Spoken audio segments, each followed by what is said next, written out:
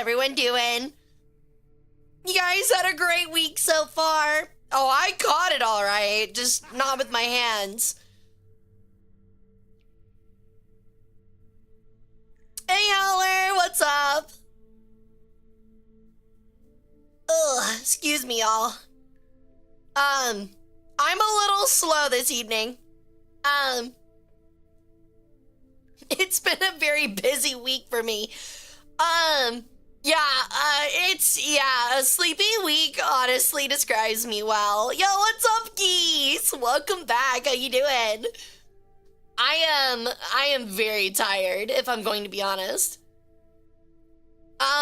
It's been a very busy week. Yesterday was absolutely exhausting. And I'll talk with you guys about that in a bit, but I hope everyone's doing well. I'll get to all the stream streaks here in a bit. I do appreciate everybody for redeeming them, but like I said, I usually like to let them stack up first. Bestest Toshi? Oh, stop. Maybe someday I'll be worthy of that title. Maybe someday soon. I do want to give a quick rundown though. Today, we're just doing some just chatting, as well as a little bit of Anthropium. It's gonna be short, probably about 3 hours. I gotta go to bed. I got a lot this weekend. And we will not have stream on Friday. There will be no stream Friday. I've got people in town, and I'm afraid I just won't be able to get stuff together. Brendan. Ow, another one, really? That is to be said. Sunday, if you're in the Washington, D.C. area, I will be doing an iPad tour of Otakon. I think around noon Central, so like 11 Eastern. If you guys want to come out and see me there, if you're in the area and feel like coming to an anime convention, it ought to be a lot of fun. And then right after that, we're gonna have stream. We're gonna be playing some more Total War Shogun 2. So I'm really excited about that. Depending on how I feel and depending on how many people think can make it, the next day, which would be Monday of next week, we might have a stream right after, because I will be off. Hooray! But we'll see.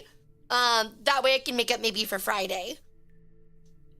What's up, Edgar? Welcome in. But yeah, I hope everyone's had a good day so far. You guys are halfway through the week. I'm so proud of y'all. I've got a really busy weekend, so actually tomorrow is my Friday. I'm using vacation for Friday off because I've got people in town. But I'm really excited for this week. I've got a really busy weekend. And I'm gonna really need my rest. I'm feeling a bit more Greco-Egyptian than just Egyptian lately. Are you just like in your Greco-Egyptian era? Yo, Lil Cotton, thank you for the follow. Welcome into the cult. How you doing? What's up, Ten? How you doing? So I had to do a blood test. It wasn't so bad. I have to relax my arm I drew blood with. Ouch. Sounds like they might have messed it up. Every time I've had to give blood, it usually stops hurting in an hour or two. Hey, Gang, what's up? Welcome in. You've met me at a very Greco-Egyptian time of my life. Exactly. Just what I was thinking. I will admit, I've been watching, I'm always watching history stuff. You know me, absolute fucking nerd. But I've been watching a lot of Historia Civilis lately. And like all of his, like Rome stuff. I only made it through like 5, maybe 10 episodes. Because they're all like 10 minutes, 20 minutes a piece. But they're really interesting and they're a lot of fun. Despite being like kind of bare, I kind of like it. So I've been doing a lot of those lately, and I've been actually learning so many things about ancient Rome that I didn't actually know. She is worse than Greek. Yeah. She is, may a tomb forgive me for even uttering this word, Roman. Ew. Disgusting. But yeah, we'll get on to talking about that if you guys want. I've learned a lot recently thanks to his videos, and they're well researched, and they have a lot of like really good sources and stuff that he quotes too. I learned a lot about the Roman triumphs, which I had never heard about before. Yo, thank you for the follow, Capman. Welcome to the cult. How you doing? Thank you so much. But I'm really excited for that. I also found out that there is going to be a convention, a VTuber convention in St. Louis in September. If anyone's a Midwestern hieroglyph. And I know it's really late, but I'm gonna see if I can find a way to squeeze my way in there. If not, I might be able to work out something like very rudimentary for you guys. So if there's anybody in the Midwest that is a free weekend, September 12th to 13th is when I think it is. V Orgy in Memphis. What is wrong with you, Ren? What is wrong with you? First off, I said St. Louis. Second off, it just makes me think of that song Walking in Memphis, but it's V-Orgy in Memphis. Bum, bum, bum, bum, bum. What's up, Cap? How's it going, dude? How you doing? I recently bought both Total War Rome games. I played a lot of the second one. It's a lot of fun. I need to get all the DLC for it, though. I've not played, like, any of the DLC. Chillin'. Let's go. I wish I could say the same. My brain is fried. I'm exhausted. But glad to hear it. Glad you came to hang out. I'm planning on seeing the Odyssey this weekend. Let me know what you think about it. I still haven't gotten the chance. There's a lot of stuff I've been meaning to do lately, and then my Saturday pops up and I wake up at like 2 p.m. and I'm like, yeah, I'm not getting anything done today. I think there's Matsuri Con in September. That's not the one I'm talking about. I don't know which one Matsuri Con is. But if that's one you also want to see me at, then I can take a look. I think this one's called, like, I think it's AmoCon or something like that. But it's in St. Louis. It's literally in a month, a little over a month. And stuff like that. It looks really cool. It's in like the St. Louis like old train station, so it's like really train themed. So if you're a giant train nerd, there's another in for ya. Yo, what's up, Melina? It's been a minute. How's it going? All good, Jordan. Hope you feel better. The bird is chicken fried. Absolutely. I'll also admit, like, my throat's a little tight because I 1000% like shout, like scream, sang some of the the songs from Epic the Musical in the car on the way home. So, I hope you're having a great day today. I am, thank you. It's been really busy. Yesterday was go. Monday, I went to bed at like 8 p.m., which like I hate doing. It's so like boomer core. But I went to bed at like 8 p.m., woke up at 4:30 in the fucking morning, dude. I don't think I cannot recall the last time I was awake before the sun was. Like, you know how early I have to be to like be there before the sun needs me to pull it up? It's bad. So I had to get up at like 4:30, and then I drove 3 hours for a conference. A one-day conference, and then drove 3 hours back. Got home at like 7, made dinner last night. It was 8. Had a meeting with a VTuber mutual until 11. Fell asleep at midnight. Went to work the next morning, and here I am now. So I'm very tired. I've been go since Sunday. I'm not a boomer. I'm way older than that. Thank you. Thank you for the lurk nothingness. Lovely, take your organs. Let me get the stream streaks real quick. KCR, thank you for the 3 stream streak. Tholazor, thank you for the 100. That's huge. I really appreciate it. Tactical for the 105. Wow. L&R for the 85. Dang, you guys are really getting up there in number. I really appreciate it, guys. Thank you for your devotion to the cult. You deserve this upcoming 3-day weekend. I get a 4-day weekend, but the problem is that 3 of them I will be busy the entire time. So, I wonder if there's any VTubers from Ohio. Spookston is the only one I can think of. Spookston's actually not a VTuber.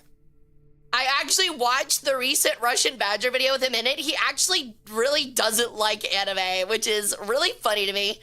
He is a gay furry that plays military games and hates anime. Well, he hates new anime. He clarified. He hates new anime. He loves classic anime. So, like, I think he said he likes, like, Cowboy Bebop and, like, Full Metal Alchemist and stuff. He just doesn't like current stuff. But it's still really funny, because I was like, yeah, I get that, but that's really funny. August is going to be a busy month for me. Same, dude. Mood. Lessar is always sad, but you do deserve the time off. Honestly, if I was able to, okay, I'm gonna be totally upfront with you guys. Thank you for the alert, Catman. I'll gladly take your organs. I don't know if I have any board game fans in here. Anyone know what Twilight Imperium is? Anybody? I am playing that on Saturday. It's not 40K. So Twilight Imperium is like, it's like Endless Space 2 if it was a board game. It's like a 12-hour fucking board game. So the thing is, tomorrow night, I have my grandmother's 96th birthday party, after work. So I will be celebrating that until very late. Very happy for her. It's a very big honor. The next morning, I am waking up. I have a friend in town, and I'm spending all day with them from the early morning till the evening. And then the evening, from about 8 to midnight, when we would usually stream, I have to do my Twilight Imperium draft with the group I'm playing. And then we're spending all day Saturday playing. And then Sunday, I have the meet and greet, or not the meet and greet, the virtual iPad tour at Otakon, and then our regular stream. So yeah, it's a really busy stretch of 3 days, but hopefully it'll be a really fun one. Free time waster, sick. Are you talking about Twilight Imperium? Sounds like a fun game. It's psychotic. It's actually psychotic. It's one of those. It's almost like Mario Party, where like it's really complicated and like there's a lot of strategy to it, but in the end, most of you will lose and half of you will hate each other by the end of it. Like really ready to go home hating each other.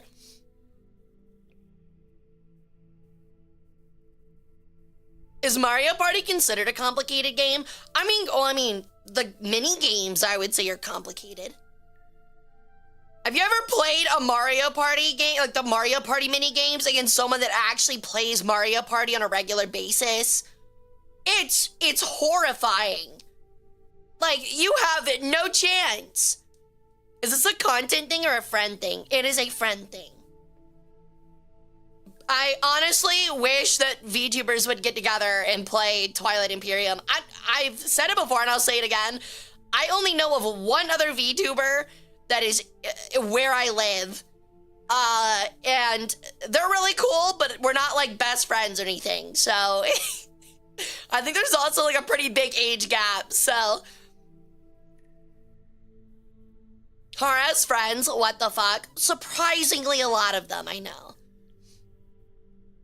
Currently dead spreading my way through some dark-ass Fey woods. Oh my god, I love doing that. I do that every weekend.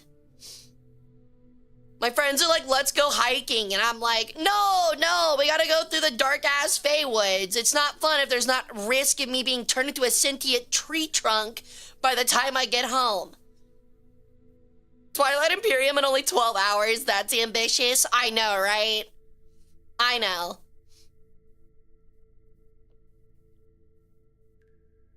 I'm aware. You're not allowed to have friends? We are your friends. No one else can have you. No, you're my cultists.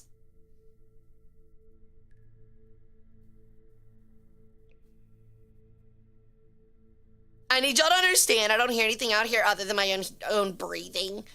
Are you okay, Wub? Are you good, man? Are you being, like, gang stalked in the woods by a bunch of phantoms? There's an online version, I think. There's a Discord async version, but it is kind of ass. No. Hara, we gotta get the game of the campaign for North Africa going. Huh? I do think it would be really crazy to have like a VTuber Twilight Imperium thing, but I don't think that would make great content. Like, it maybe as a video where like you cut things down, but like watching like 12 hours of VTubers being like, I play my agent card, I move one space, I activate so-and-so for a trade. Just like, all right, man, like, sure. My state sky was turned pure orange due to Canada Man. Is that like a superhero? What's up, Devoted? Yo, Ichigo! Welcome in. It's been a minute. How you doing? I'm upset because I don't know if I'm going to start my job in a month or a year. What? What do you mean? Monopoly might be decent. Monopoly sucks. As someone that used to play it regularly, Monopoly sucks. That being said, I've thought about in the future, like doing some fun content where I bring on VTubers and we play ancient Egyptian board games. And then I trick one of them and like pull them into like a Yu-Gi-Oh! Shadow duel and rip their soul out of their body with a buzzsaw. But because we're on like international TV and I gotta make sure it's safe for kids, instead we're gonna call it like ghost frisbees. Ooh, and instead of cutting you in half, I just sent you to the Shadow Realm. Totally not dying. I don't know, it's fun to watch D&D every Thursday, so I think it would be fun. I am an outlier on that. I think watching people play D&D is actually some of the most boring stuff imaginable. Even for Critical Role, I'm sitting there like, okay, like, I really don't care. I play D&D and all that, I still can't. I'm doing great, Ichigo. Thank you for asking. I'm glad to hear you're doing well. Busy as usual, very busy as usual, but very happy. Hey Frost, welcome in. Playing D&D is very different than watching. It's like, okay, unironically, Dungeons and Dragons for me is like baseball. Like, is play, or softball, same thing. Is it fun to play? Absolutely. Is it fun to kind of like witness in person? Sure. Not as fun as playing, but sure, I can hang out, I guess. Is it fun to watch over a TV or a computer screen? Hell the fuck no. It sucks.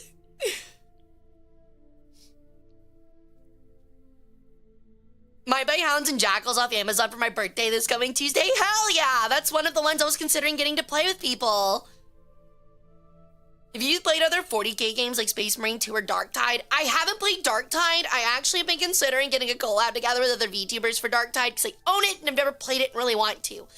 As for Space Marine 2, we played the fuck out of that. I actually got really good at the multiplayer for a little bit and I loved it.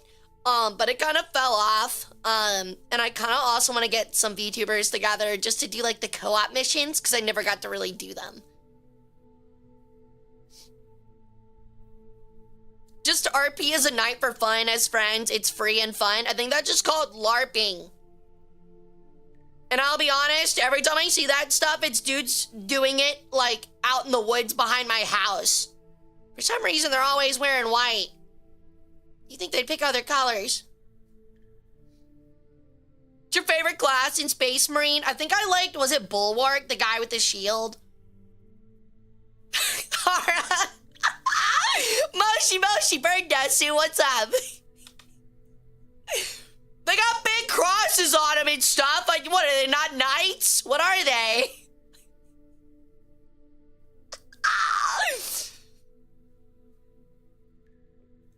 You know what? You're Hara now. How many times you type Hara? I guess I am accepting it.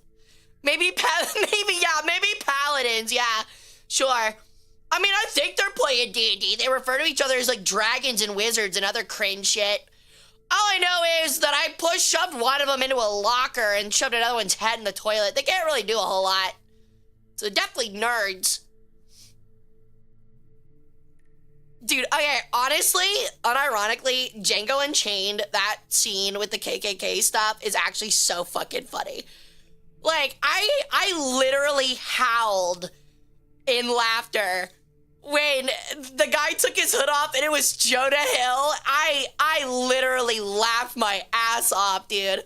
Literally the last fucking person I expected to be in that spot. It's so fucking funny. If you don't know what I'm talking about, there's a scene in Django Unchained where all of these like Southern KKK members meet up to like try and stop Django and his like bounty hunter German friend. It's played by Christoph Waltz. Love him. He's my favorite actor. And they just kind of make fun of the KKK and depict them as like really dumb Southerners, which they are. And it was really fucking funny. It's just really good. Also, I'll admit, like the guy where he goes, the one where the guy goes like, "Well, shit, fire." Like I say that all the fucking time as a Southerner now because it's so fucking funny. I say "well, shit, fire" like all the damn time.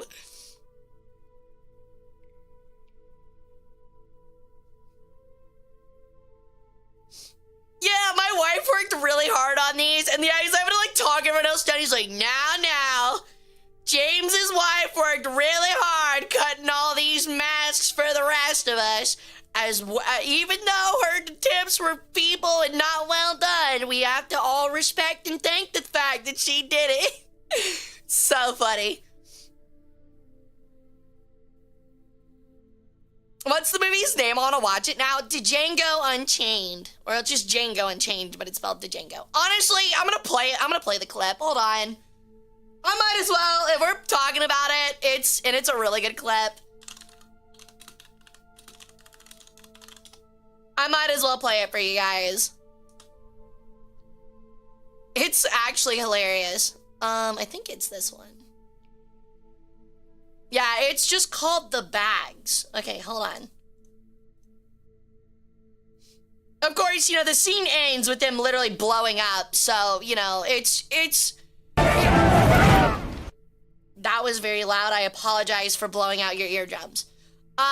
Sorry about that. Okay. It's gonna be probably a little crummy. Let me see if I can... Oh my god, it's auto 3. Okay, hold on. We can find better than auto 360p quality. That's crazy. Now let's say start. Okay, what the 360 and 240? How come everybody's uploading this stuff with like such low quality? Hold on. Give me one moment. Let me get this together.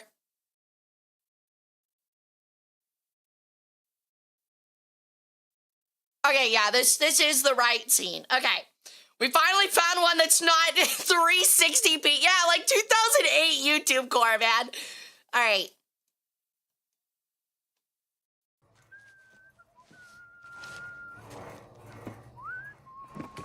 So, to put it in perspective, there's a bounty hunter played by Christoph Waltz, who is currently hunting racists because he hates racist based. And this is his, like, traveling cart. He moonlights as a quote-unquote dentist.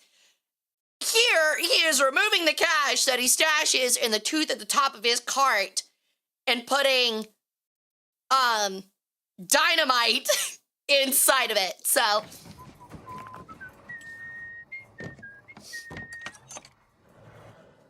that is what he is doing, and that's his little cart and stuff. Because they know that the clan is rallying to attack them. Yeah.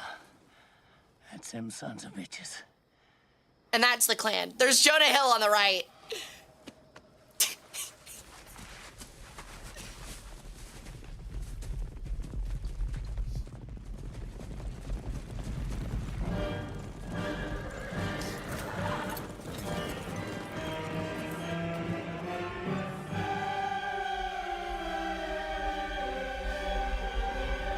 Oh, maybe this isn't it like I thought. Oh no, this is it. No, this is it. Yo, what's up, Vitoes? How's it going? This looks really bad out of context, Vitoes, so don't worry about it.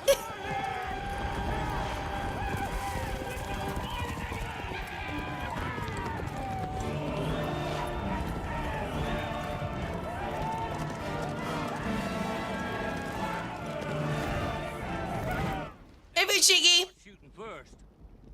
Nobody shoot him. That's way too simple for these jokers.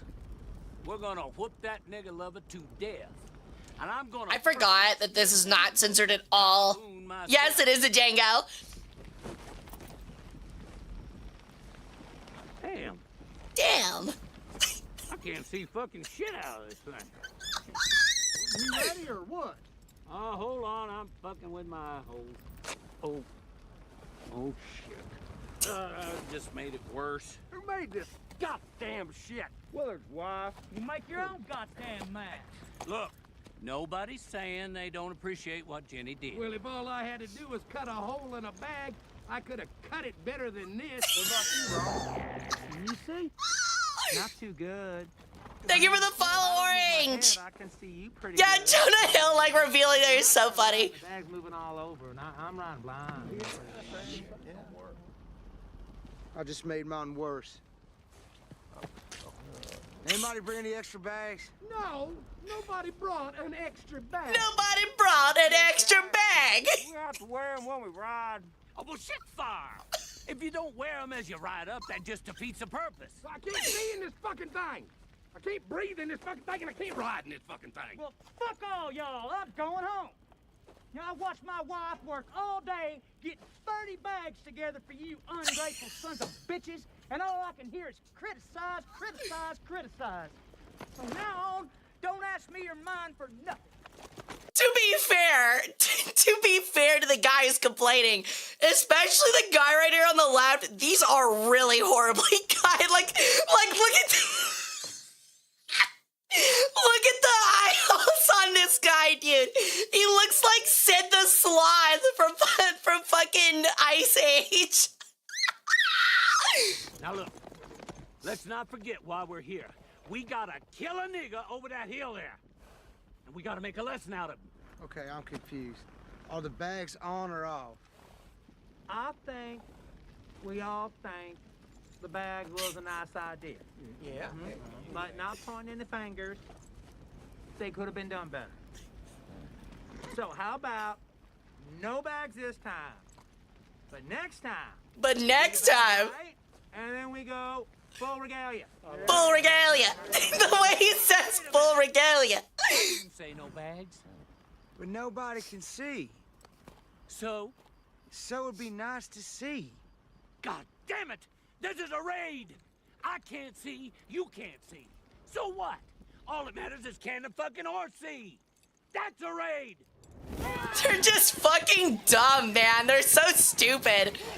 Shit! There he is! Get that nigga out from under that wagon! And get that nigga leather out of the wagon! That nigga ain't down here! Big guy! What? They tricked him! Well, where are they? Vita's in. Oh, Vita Zane. God, I love Christoph Waltz so much. Look at him run.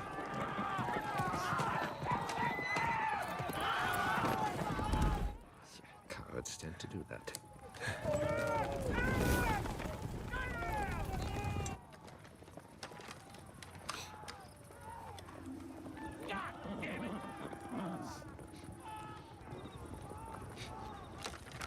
Would you care to?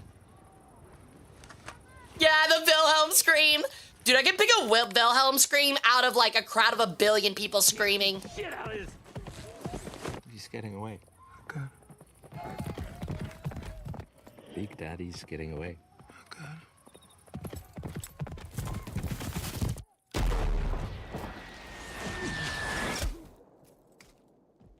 That's actually a crazy shot.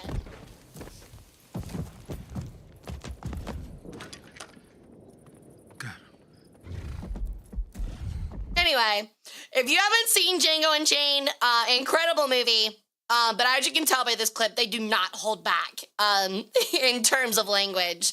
So if that's like a little jumpy for you, and maybe I should have not played this on Twitch because even in context, it's probably not great. I would highly recommend the movie. Welcome in, Jeffrey. But yeah, I love that scene so much because they're so fucking stupid and it's fucking hilarious. And then I love Christoph Waltz going, Elvita Sane, and then just exploding all of them. It's a lot of fun. Great movie, very gory, very funny, and it's, yeah, very unfiltered. It's actually one of the few movies I think I've seen like 10 or 15 times. Like, I'm not even kidding. There are a lot of words that can't be said on Twitch in that one. Yeah, definitely.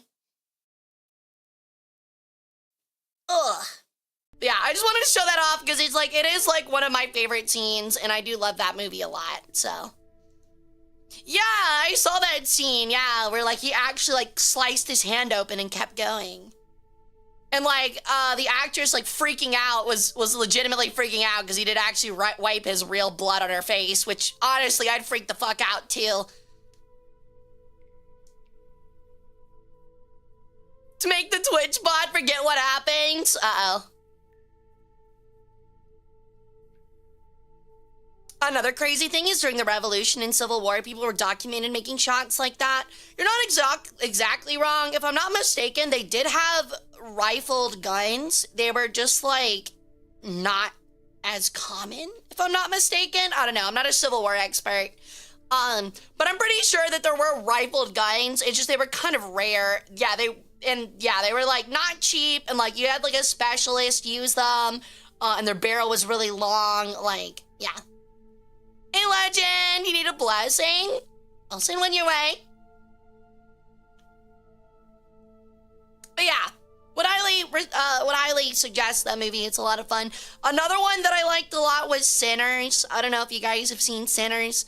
Also a really good movie. Oh, I'm so sorry, Legend. Been there, done that, got that t-shirt. I'm sorry, dude. Didn't they have hexagonal barrels at one point with firearms? I believe they did, but we're talking like very early firearms. I love Sinners, such a good movie. There were some parts I think were a little clunky, but I did really love it. I still listen to Rocky Road to Dublin from that movie like daily. I'm not even kidding. What's up, Olaf? Welcome in.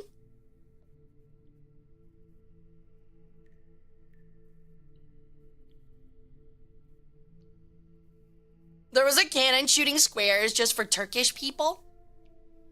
Wait, like actually shooting like squares? Chilling and you, doing pretty good. Still can't believe they're making another Super Troopers. Are they really? Didn't they make one like 10 years ago and it just did really bad? I can't quite remember. Why would you shoot cubes?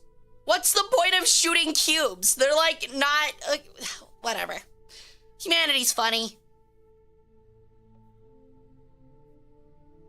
Also, I don't like anything being referred to as a puckle gun. That sounds lewd.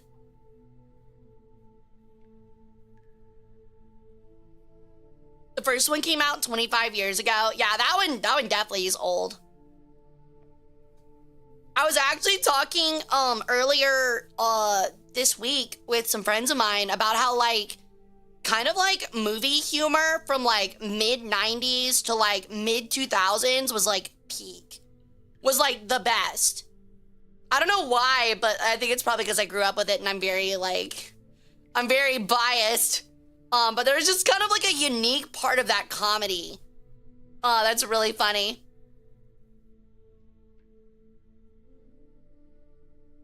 You're my little puckle gun, aren't ya? What the fuck?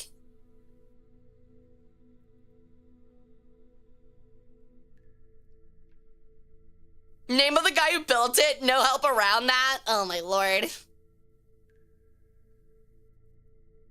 Can I bleach my ears? Can I bleach my eyes? Sadly, I cannot.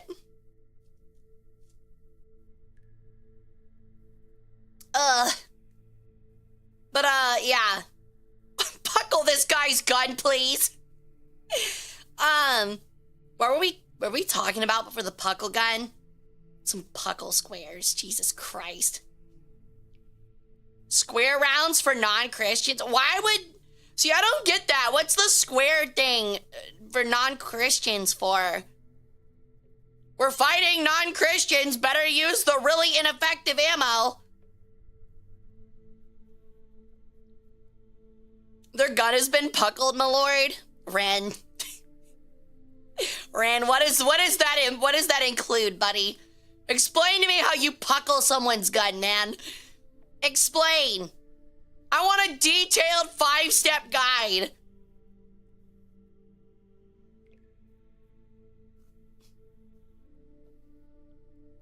Trade secret.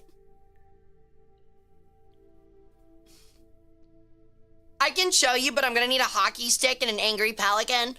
I got confused during the questioning. Now my tail feathers are stuck in the ceiling fan. Please don't buckle my gun. I don't work here.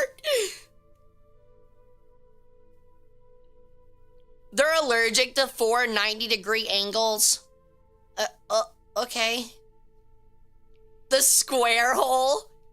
That's what I mean. Like, does hitting them with a cube do anything else? Like, anything... I don't know, dude. Like, it feels like it would just be ineffective. It feels like it doesn't do what you need it to. The squares were to inflict more painful damage. I mean, at that point, wouldn't you just want to use a mini ball? Or a hollow point? Or like, I don't know. I feel like there were other ways that could have been done. If squares are 2 triangles put together, then they're doubly impossible to stitch up. Oh, yeah, I mean, I guess. Hollow point in the 1700? I know it didn't exist, but like, I know that if they had put their minds to it, they could have gotten something better than a square.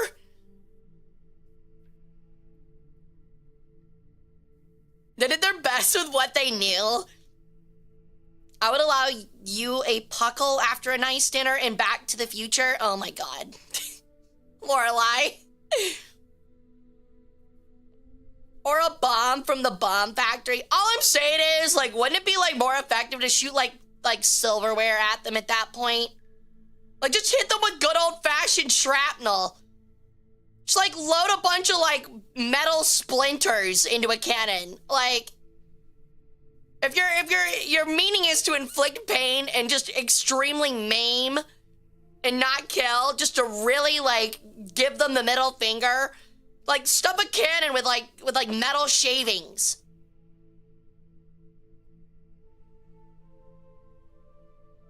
It would, but they only made 2, so not much time for trial and error. Only 1 survives. I wonder why they only made 2. It's almost like if someone came up to me and I was like, I don't know, like a commander of like an army division or like even just a general of a military, and someone comes up to me and is like, oh yeah, we know you use these mostly for sieges and occasionally to knock down enemy lines, but what if we sold you a square projectile? I literally would backhand them. Like, come on, man. You might as well be saying like, oh, would you like a horse-drawn carriage with square wheels? No, in fact, I don't. Like, gotta respect it for being a revolving cannon in the 1700s. Honestly, I would say the breech loading was more impressive. The cubes were just an option. I get that, but I would say, like, you're an idiot. I'm just gonna get a normal cannon. Like, I know for a fact that humanity, like, humans in the 1700s understood even, like, just minor aerodynamics. Like, that's how they know that, like, arrows work. Like, you don't make an arrow that's just, like, a giant, long cube. Because then it doesn't fly anywhere. It doesn't move. But if it squares, no one can mess with the reload. It goes in the square hole. I mean, I watched that one video where she had, like, the child's thing, and it was like she put every shape in the square hole, so...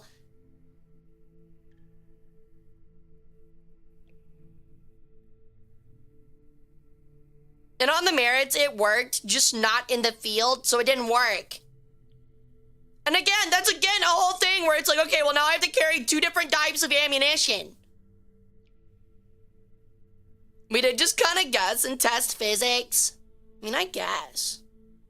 Plus, also, wasn't the whole thing of the 1700s with cannons, was the whole idea, if I'm not mistaken, the whole idea was that you'd launch them, like you'd shoot your cannon and you wanted to aim in front of the people because exploding shells weren't a thing really, and you wanted them to roll and bounce through the line. Wouldn't that kind of not work as well if it's a cube? Yeah, exactly. You want to bowling ball people. You guys ever played Wii Sports and actually thrown the ball backwards and everybody like jumps up and spins around and goes like, ah? That's how they would do it in the Civil War. Like they were like, ah, like do the jump and spin. They would do literally that whenever a cannon was fired at them. You can look it up. It's actually historically real. Shelby Foote said it and everything. They would fire a cannon at a line of men and then they'd all jump up and go, whoa, ah, and spin. It's crazy.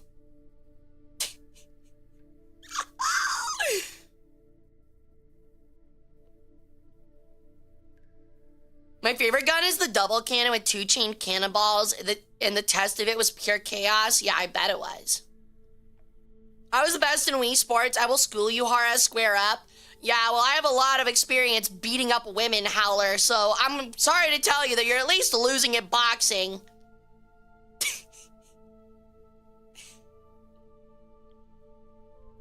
I'm sorry, what? Don't worry about it. Let's just say I got into a lot of cat fights in high school. 1v1 me in Puckleball? Dude, you know what? I'm not saying that. That'd be bad. Did you hear about the guy caught trying to bring stolen Civil War era cannonballs onto a plane? Dumb. Honestly dumb. 10 out of 10 comeback. I can't even be mad. It reminds me of that one thing, like the only time that Kyler from Class of '09 actually said something smart is like, he like threatened, I think, to hit Nicole, and Nicole was like, yeah, you do that and I'm calling the cops. And he was like, in something like 50% of women actually report violence against them. And she's like, yeah, so? And he's like, so flip a coin, bitch. It's so fucking funny. So flip a coin, bitch. It's so fucking funny. Oh my god. That game is crazy. That game is so fucking crazy. I see him talking to another school fighter approved. I really didn't fight that much. That was just a really dumb joke. Oh my god.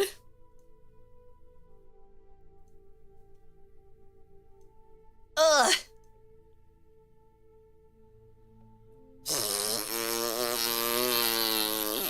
I would like to say I had Taco Bell today, and so far I have not had parasites. So I think I can say for everyone else, you are cool to get Taco Bell again. Yeah. Well, besides the normal parasites I had before the Taco Bell. Did your neighbor actually get it? That's horrifying. That's actually horrifying. Did you get the Taco Krell order? No. No, I didn't get the Taco Krell order. I spent like $5 and still got way more food than I need. Had once, never again. I'm not gonna ask. I am not gonna ask. That sucks. I don't want to know more information. I heard Taco Bell is a good uncle salad, only when I'm the one delivering it. God, imagine. Like, imagine you actually order, like, a salad. Like, you're, like, at, like, I don't know, you're looking at, like, your favorite mobile app for, like, DoorDash. And it's a ghost kitchen that only sells salads. And you buy the Egyptian one, and I just show up to your door, like, wearing, like imagine, like, a Domino's, like, delivery uniform, but it's, like, Egyptian themed. Like, my stuff themed. And I just hand you the salad, and you, like, give me the tip. Not like that though. And you're like, have a great day. And I'm like, yeah, you have a good day too. And then close the door.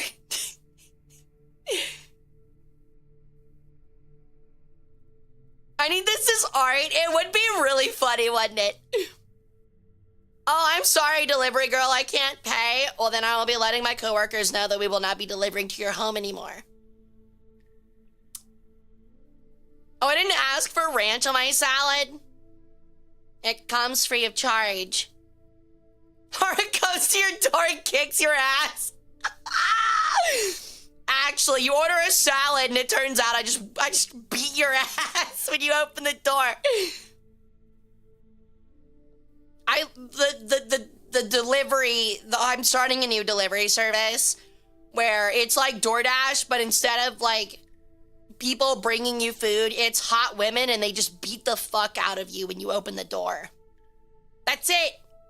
That's the service. Please don't say please for that. Oh my God. I'm signing up right now. Oh my Lord. This is already backfiring.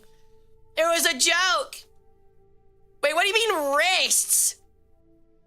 Wait, why wrists? Think I know a certain group who would like that? Like at Goss and we had a deal. I mean, if it's like DoorDash, obviously there's gonna be different flavors. What's a kakapo? You fool, we're all down bad? Yeah, I'm starting to realize that.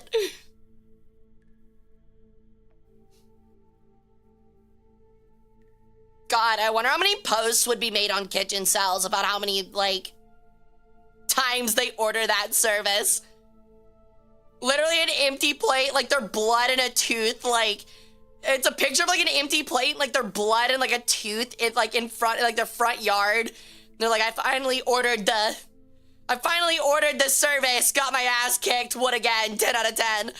Yo, thank you for the lurk, Talon. I'll happily take your organs. I actually almost said I'll happily take your order. Oh my God. I'm already conditioning myself for this, man.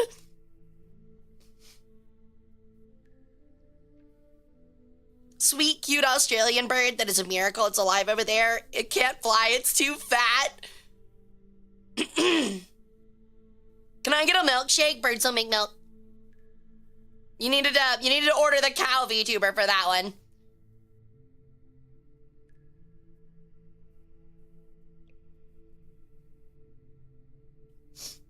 Be nice to Burbs, please. Thank you, Fushigi.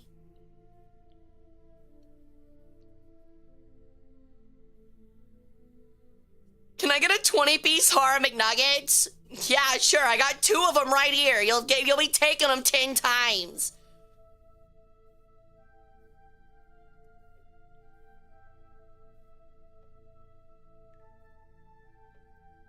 I got a 2-for-1 special on something that rhymes with cuckle manwich. Max penis got stuck in the door. Yeah?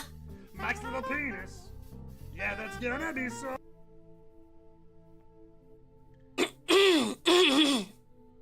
Excuse me. Man. No, it doesn't rhyme with puckle.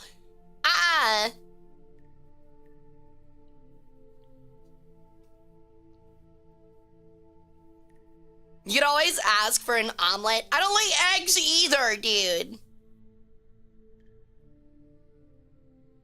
Speaking of milk, though, I had maybe the nastiest coffee of my life yesterday, if you want to hear about it. I went to like a super, hold on.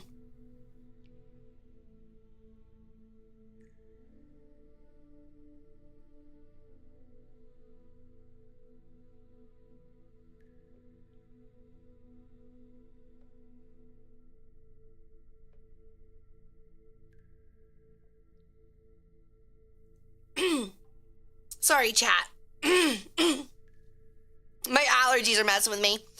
God, this is really annoying. As I was gonna say, I actually got a latte, yesterday. I went to a big conference meeting yesterday, that took up most of my day, and they had a nice, like, little coffee shop across the street, and oh my god, I'm gonna fucking morb. The universe does not want me talking about this god-awful coffee. But there was like, one of those like millennial places that's like super fancy and has like a $10 latte.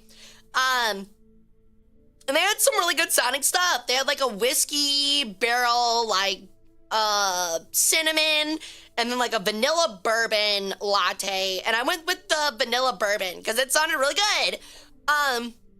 So I got my little $10 coffee with my croissant. Walked back to the conference across the street and didn't sip my coffee because it was really hot. And I finally took a sip and I was like, what the fuck is this? This doesn't taste like vanilla bourbon at all. The lady taking my order fucked up and gave me a lemongrass chai latte. And it was foul.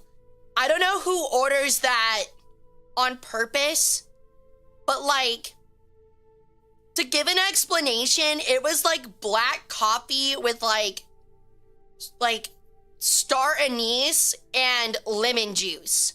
Like, that's what it tasted like. Like, or not star anise, like nutmeg. It was disgusting. Sounds hippie AF? Well, that's what I don't understand. Like, chai is a tea. So, like, you're having, like, a lemongrass tea coffee? Huh? Was there any actual bourbon in the coffee? No, it's, like, it's a syrup. So it's, like, one of those things where, like, they mix it with, like, brown sugar and then cook the alcohol out of it. So it has, like, the bourbon flavor, but no real alcohol. Which the story turned out it was just straight up bourbon. I don't know, there's some things that sound really nice, but are terrible in reverse. Like, for example, a bourbon latte sounds really good. Coffee-flavored bourbon sounds terrible. Yeah, chai is literally the name for tea. Yeah, that's right.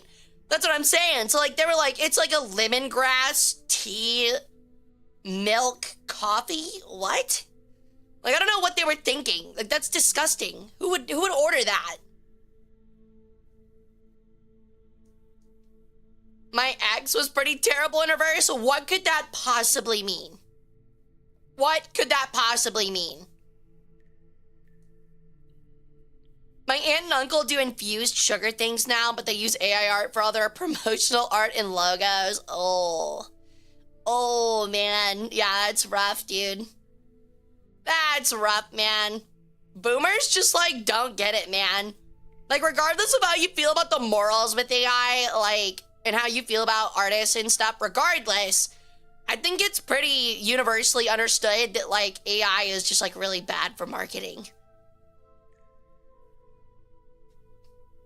And it's icking me hard. Oh, no, man. I don't know. Maybe it's because, like, all of my family are, like, maybe a little older or something, but they really don't care for, like, using Chat GPT or anything at all. Hey, Ferris, welcome in.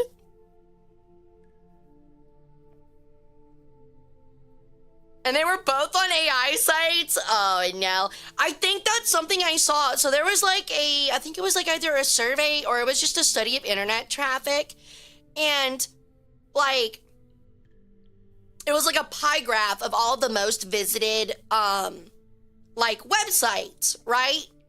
And like straight up, there are more people that daily use Chat GPT than like both Reddit and Twitter.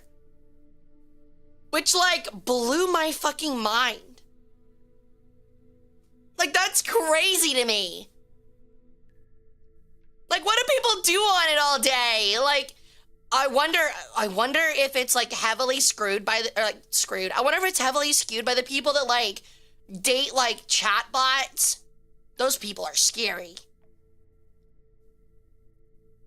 I'm gonna be totally honest. I don't know if anyone in chat does that, but that, I'm gonna be honest. Like, no judgment, but you probably do need therapy if you have like an AI girlfriend.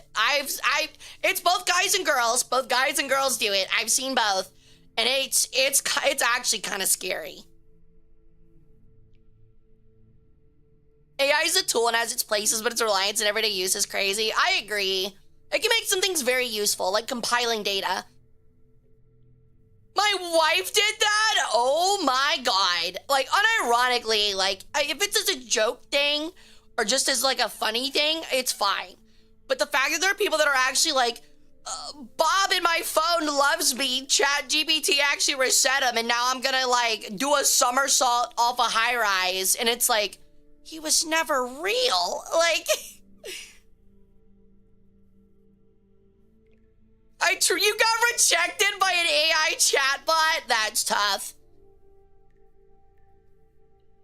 That's actually so tough. Bro's dating an AI chatbot when he has a wife and kids. Ouch. Ouch. Getting Netarare cucked by an AI chatbot is tough, man. That's tough, dude.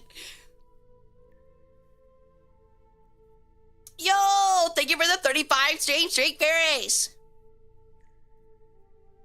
Don't even get me started in the AI chatbots meet up VTubers and real people. That's just creepy. That is probably, yeah. But for cock and ball torture. Exactly. That is really creepy though. I completely agree, Howler. It's again, it's like a whole nother level and step up when you start doing it of real people. Even if they're a public figure. You know, like even if they're a public figure, like a celebrity. Like, you know, there's some guy or girl out there that's like, I want to date Ariana Grande. ChatGPT, speak to me like you're Ariana Grande. Like, that's gotta be harrowing. Me, when I get Claude cooked because I ran out of tokens, honestly, that's what ChatGPT or Claude should do. If you run out of like, you have to pay for it, and if you run out of tokens, like, a second chatbot joins your conversation with your AI. Honestly, this would be the most ruthless fucking marketing ever. It would, like, actually be taking advantage of, like, alcoholics or gambling addicts in a casino. Like, literally, if you, like, make an AI setting where, like, if someone falls in love with your chatbot and they're not paying, like, they run out of money to pay for, like, monthly chats, have a second AI chatbot come in, name it, like, Chadbot or something, and have it start cucking them. Have it start cucking them in the fucking chat, where the person's like, no, it starts, like, paying to get in and stop it. Oh my god, that is the most ruthless business tactic I think I could ever come up with, and we need to implement it tomorrow. That would be crazy, dude. Cuck AI, exactly. Like, you have, like, a timer and everything. It's like, it seems like you haven't paid for your monthly coins in about 4 hours. You've gone through them already. You have 10 minutes to pay for more coins and send more messages, or she'll get interested in Chadbot 2.0. He starts posting, like, the max jawline, like stock pictures.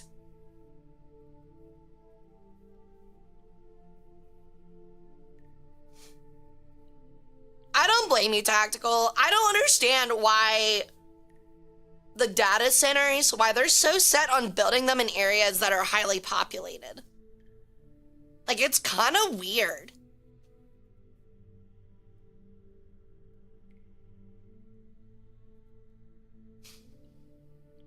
You get notifications on your phone of the chatbot saying how much better chat AI is. If you take too long, like, if you start ignoring it, like, 2 months later, the chat AI bot starts sending you, like, generated photos of your AI girlfriend naked. Like, starts sending you, like, ones of, like, of them doing it, like, generated photos of them doing it to your phone. Holy shit, dude. Okay, actually, that's, like, the fastest way to a lawsuit ever, man. That's actually so toxic.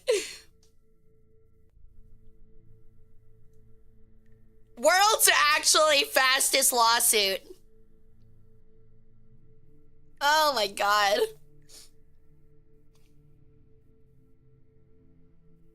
Don't be evil, Hara. I'm not. I'm just saying, like, I have machinations.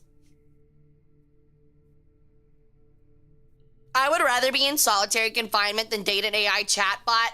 Honestly, having an AI chatbot girlfriend is cringe. Do it the classic way. Give yourself schizophrenia and make one of the voices in your head your girlfriend. Much cooler. Way more archaic. Really neat. And it doesn't waste resources needlessly.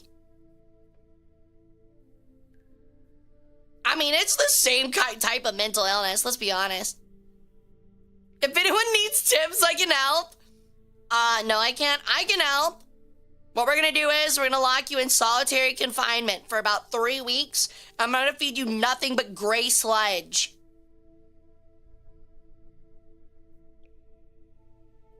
I do it the real way. I dream of VTubers becoming real while hugging my blanket. Maybe someday. Back in my time, we used to get dolls. Oh my God. What a statement. No. What did I miss? Nothing. You missed nothing, T. Absolutely nothing. Wait, does schizophrenia actually do that? I guess it would, because your brain would be running on like overtime. It would make sense. Never thought about that.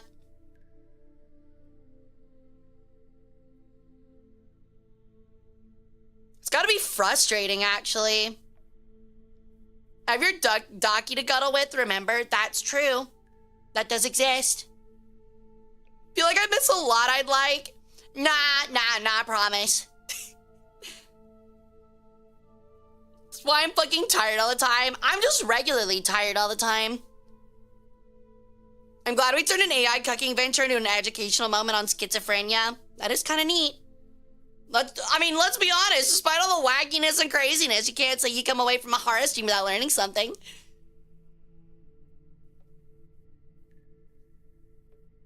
Speaking of learning something, I meant to talk to you guys. I mentioned it earlier, but like I said, I've been watching a lot of the Historia Savalis YouTube channel.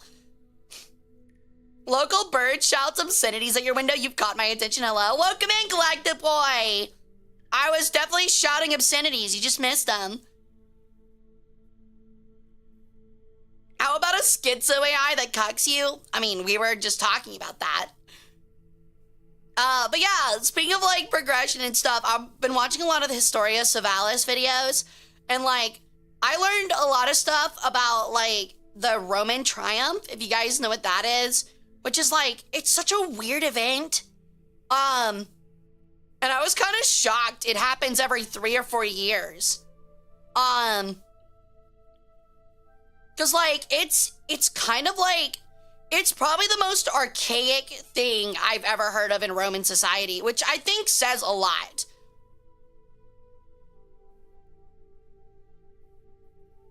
Anyways, just pay someone to date you rather than date AI. Oh God. Later, Ferris. Ugh. So, if you don't know what a triumph is, like, it's a general that completes a Roman campaign and captures... She is worse than Greek. She is... Yeah? May a tomb forgive me for even uttering this word. Roman. Ew. But yeah, what a triumph is when a Roman general comes back from campaign and has captured stuff for the Empire. Or I guess for the Republic. Either way, expanded the Empire. He gets to apply for like a triumph, which requires like a lot of hoops to jump through. But essentially what it is, like, you return and you get turned into like a depiction of a god. It's very actually Aztec in nature is what it feels like. You get dressed up like Jupiter, like you're a god, literally. You get to wear purple, which like nobody is supposed to wear. You get a big ass fucking parade through town.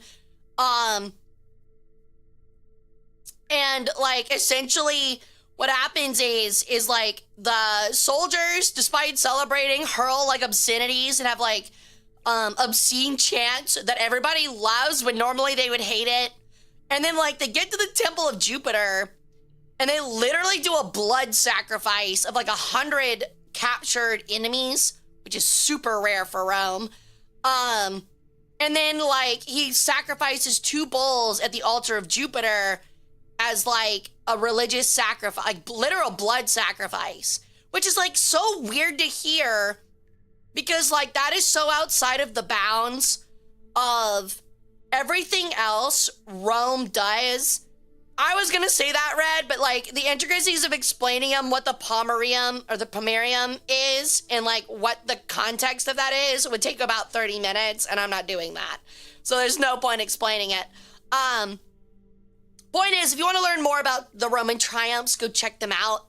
It's on the Historia Savalis channel. He does a really good job explaining it, but he goes way more in depth than I do. But you know, I was sitting there and I was like, this is so like out of character for like Roman society. Like so much so that Romans often bragged about the fact that they didn't commit like atrocities like that when they actually did, as we can tell. What was crazy is that Savalis was then like, yeah, you know, these would happen about like once every 3 or 4 years. Like, what do you mean this happened every 3 or 4 years? At that point, it is a core principle of Roman society. It's actually insane. Like, doing human sacrifice is like not something I ever expected out of Roman society, but honestly, I should have realized. It's still ancient world. They can be very contradictory in a lot of weird ways. Just like how I was discussing earlier this week on Twitter about how the first pharaohs in ancient Egypt during the first dynasty actually executed all of their retainers and servants when they died. Kind of like early Chinese emperors. And they would mummify and place and bury all of the retainers and servants with the pharaoh to serve him when he died. Which is just like a crazy thought. Like we're talking like almost probably around 100 people dying, getting executed just because the pharaoh died to stay with him. And like the craziest part is like to think about the fact of how ancient Egyptian religion works, where when you die and you go to Duat, anything buried with you comes with you to your heaven. That means that if you're a servant in this first dynasty, and this is how it was understood in ancient Egyptian religion, and you died for that purpose and were buried with your pharaoh, you became your pharaoh's servant in their heaven for eternity, which is like insane. That means if you become a servant, you can never escape it. That's like so incredibly dark.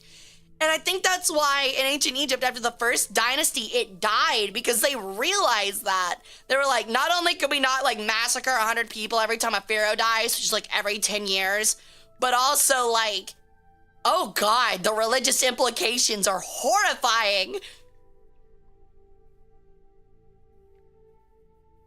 Good thing they invented Ushabtis. Exactly. They invented them for people at first, and then once they nearly extincted and then when they almost caused the extinction of multiple rare animals in Egypt that were very important religiously, they then started using Ushabtis for animals.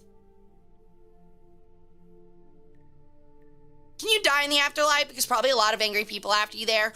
No. See, the whole thing is like Egyptian heaven or Duat, if you make it, because you only make it if you are a pure person, pretty much, was like supposed to be like you get your own little plot of land and you become a happy farmer for the rest of your life. Like think about like the heaven or like the flashback scene or whatever at the beginning of Gladiator, where he's like walking and like running his hand through the field of wheat and his wife and his son are up on the hill, like the house on the hill. That's literally how like ancient Egyptians envisioned their afterlife. If you made it to the good one. Yeah, like Thanos did after Infinity War. Exactly. Except you didn't get bored and smash something to atoms and then let people cut your head off because you were depressed. Because you're a dog, Che, that finally caught the car. Bury two dudes who hate each other together. See, that wouldn't exactly work. They have to be buried, like, actually in his tomb with the express purpose of them, like, following him into the afterlife. Smoke them if you got them. Good valets. True, dude. I do need to find a chatter that's willing to spend eternity parking my boat. It's probably Bunky. For being honest, it's probably Bunky. All right, chat. What would be your role in my, if you had to eternally serve me, what would be your job? If you could pick one, what would you take? I swear to God, if someone in this chat says like tongue toilet scrubber, I'm actually buying a gun and I'm coming to your house. Can thrower? That's not a roll. Well, I mean, I guess if you're like trying to throw the cans into my hand. What are my options? I don't know. Come up with one. Salad dressing procurement. Oh, dear Christ. Oh, dear Christ.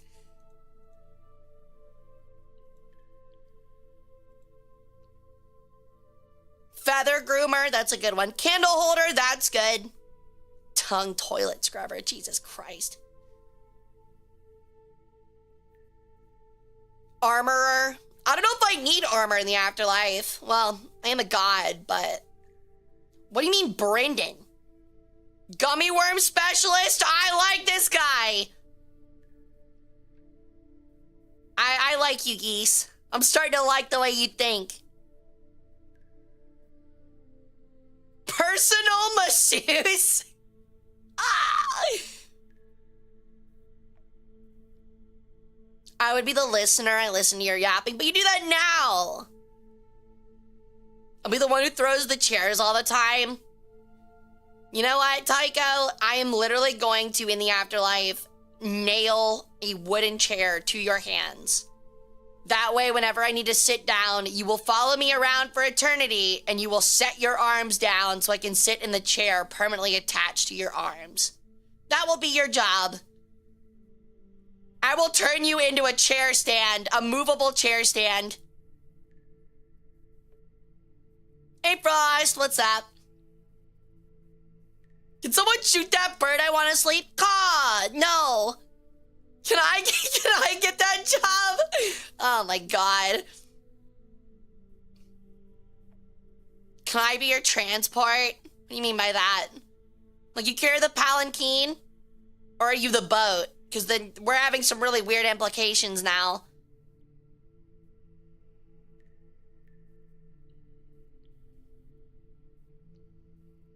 And bounce ideas off of.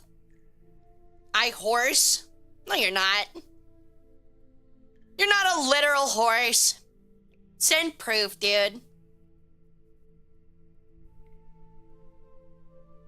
Okay, chat. We're getting a little far with the roles here. I don't know why I asked, man. I don't know what I expected. I expected like half to be joking and half of them to be like actual historical. But nah, never mind, chat. I'm not gonna have an eternal cult of chair sniffers. Not happening. Given Oda-san's performance in the subathon, I would recommend not the treasure. I might argue the opposite. Scribe, but I'm bad at it, honestly. I would love a bad scribe, like, as part of my scribe team. Everyone else is good, but I need one where I can look at it and laugh. Like, on purpose, like, hire a scribe that's dyslexic. I feel like that'd be really funny. You know what I mean? Only glyphs? Oh my God, dude, honestly. But that's an idea. Hold on. We might be cooking, Ren. Hold on. Hold on, dude. I mean, we've already got a bunch of Egyptian hieroglyphs of hot ladies with their titties out. We ain't gotta go much further.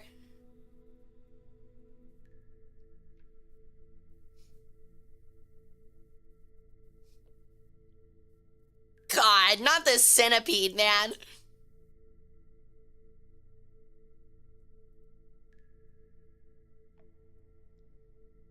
What could you expect except off-the-wall responses? I expected off-the-wall responses that were ridiculous, but not in that way.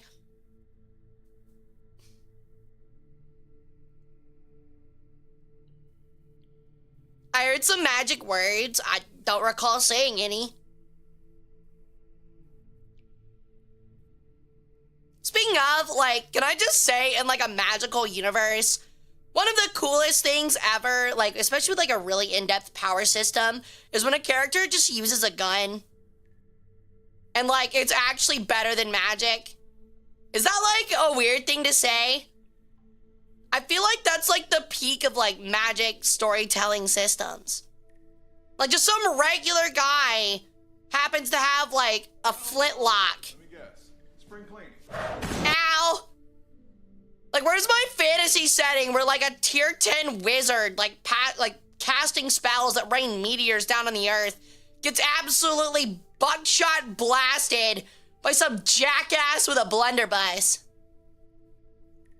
I cast 12 gauge shotgun. That's what I mean. That's what I mean, dude. A guy from 3 miles out with a fucking arquebus. As if he'd ever hit somebody 3 miles out. But you get the point. You get the point.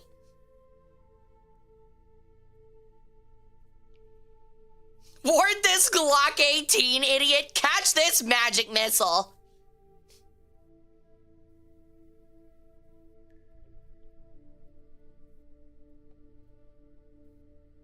I have no idea what that means, Fox. The funnier it is when someone pulls out a gun, some guy on Tumblr, yeah. That reminds me, I was in my friend's group chat. I don't play RuneScape, but they do. And I think it was on the RuneScape Reddit, but someone made an edit and it was like I think it was like Fint leaning in Falador to like keep the local housing prices low, which is really funny.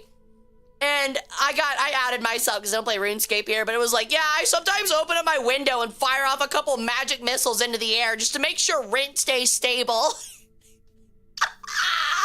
Like, imagine a fantasy world like that where it's like, yeah, to keep the rent from going up, I kind of just, as an intermediate wizard, I just kind of opened the window of my wizard's tower and shoot a couple magic missiles off. I just kind of let like 4 or 5 of them off into the air, and that usually keeps the rent down. So funny, dude. That's how I keep this palace so cheap. Like, I'm not even kidding. Whenever the local priests come to collect their share of the tithes, I just stand outside and launch like giant fucking solar blasts and flares into the air. And they go, all right, well, this neighborhood's dangerous. This palace is dangerous. Definitely not worth the investment. And they just leave.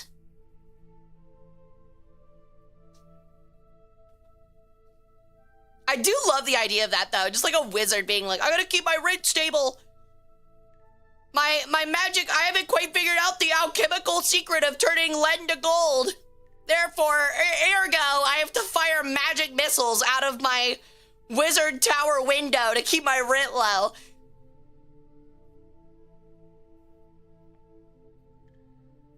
You should real quick just look up the Falador Massacre. Oh, I know all about that one. I cast a belly full of lead.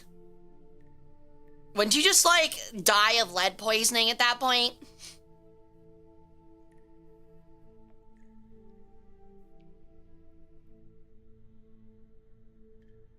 Wait, what do you mean you were there? No, you weren't. There's no way you were a victim. There's no way you were a victim of the Falador Massacre. That'd actually be insane. That'd actually be crazy. And if it's true, at least you're not the guy that lost his party hat. Oh, I forgot that there was a second guy that did it. That's right. Forgot about that.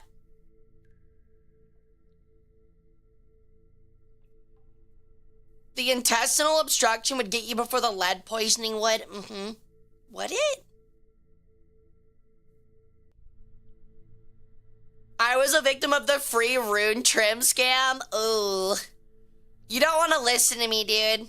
You're not gonna like me, dude. I definitely was a gambler. I've talked about this on stream. When I was like 14 and all my friends played RuneScape and I didn't because I wasn't a geek, I did the dicing scams. That was me. I was her. I would pull the, I could be your GF, give me gold, and then also like do the dicing bags. That was me. I was a bastard. Is this some Wizard 101 or WoW shit? It's RuneScape. Essentially, like, RuneScape has, like, PvP areas and non-PvP areas, and there was a glitch, like, a long time ago that someone accidentally found out where they could PvP in a non-PvP area and were killing people and stealing their stuff. So, like, by all means, it was, like, actually, like a mass killing situation. It was actually crazy. Same thing. Ooh, don't let the RuneScape nerds hear that one. Don't let the RuneScape nerds hear that one.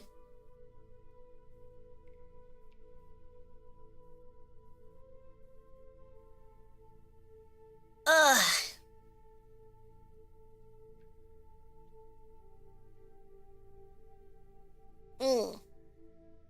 Yeah, I'm actually really feeling the fatigue now. I am really tired, man. That's okay. I can stick it out a little bit longer for you guys.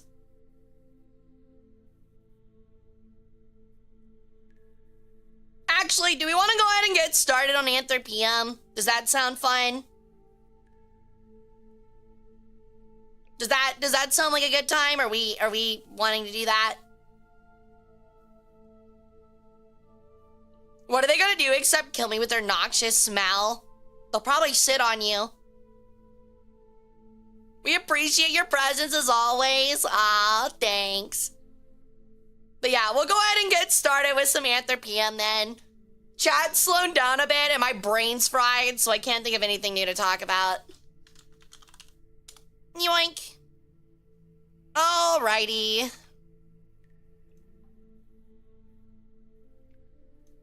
Let me see.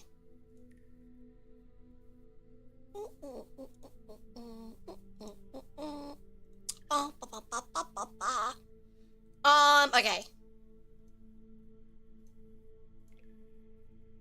And there we go. Oh, thank you, Lorelai. I appreciate it. I'll check it out in a bit. All right.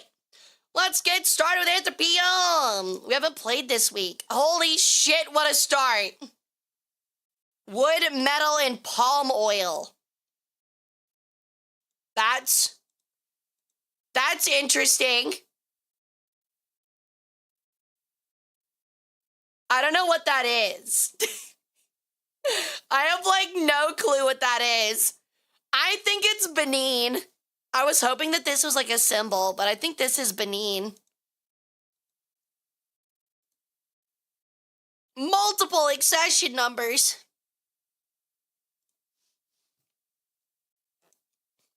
No, I don't think it's Pacific Islander. This reminds me of, like, an English wig. Like, with the little, like, circles and stuff. And we've already seen the Benin stuff where they depict, like, Portuguese dudes. So I'm honestly thinking it's Benin. Also, you know, if it looks African, it ends up being Benin. So I'm gonna go with Ace. Oh, shit. Well, we were really close. I'll take it. It's actually the only time they've had something from Fang Society. What? Huh? It's the only time they've ever had anything in the collection from there. Interesting. I got the time right, though.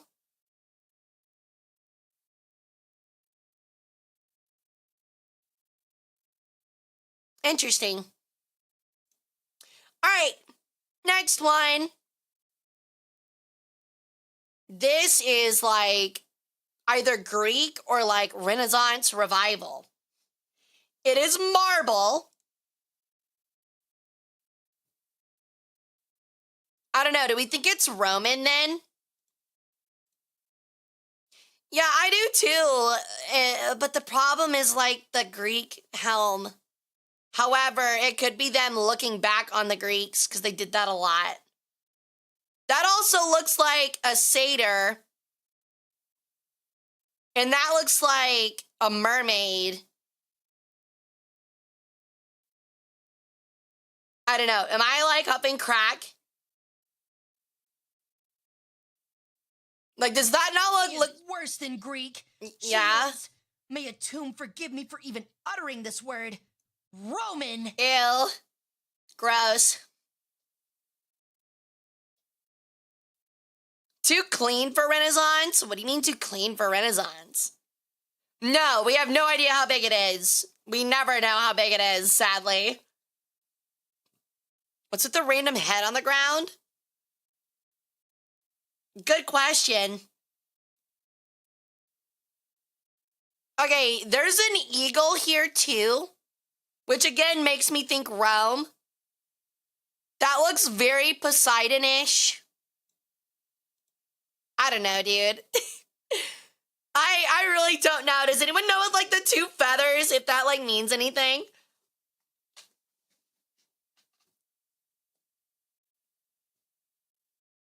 It does kind of look like a casket. I'm kind of getting those vibes too.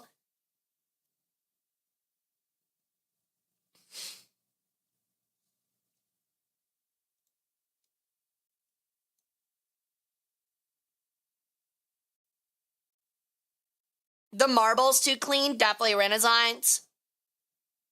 Is it the Greek gods all together? I don't think so. Because, like, I don't remember, there's one, maybe a weird statement, way too many women compared to men. But also, like, the feathers in the hair do not tell me Greek gods. This is like a party of some sort, or like some event, like some mythological event. I thought I remember reading like a Greek story or something where they had feathers in their hair. I just can't remember what it was. That's definitely like Athena. That is definitely Poseidon. That is definitely like Aphrodite or something. And then that's like definitely a satyr and a mermaid. It's Filipino? Oh, definitely. Actually, I'm pretty sure they have every one of these inside every Jollibee. Even the foreign ones. It's what they put the mango peach pies in.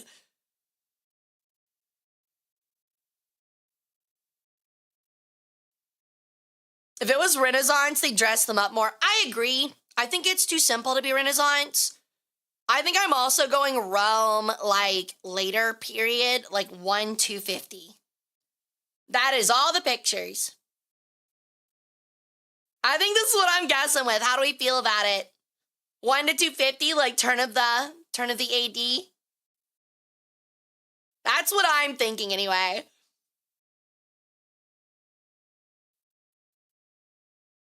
Really? You think it's Greek?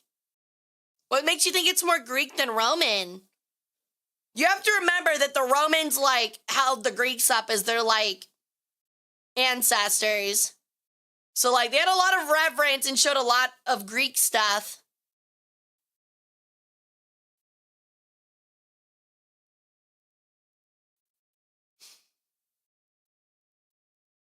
The peacock feathers are sending me.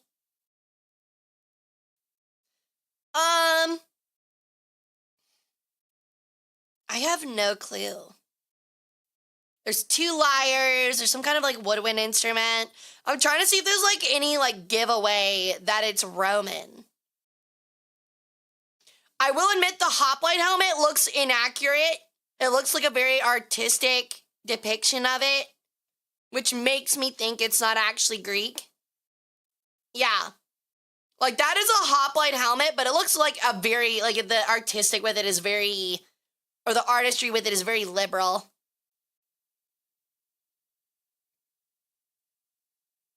Are you really going to be able to tell by noses?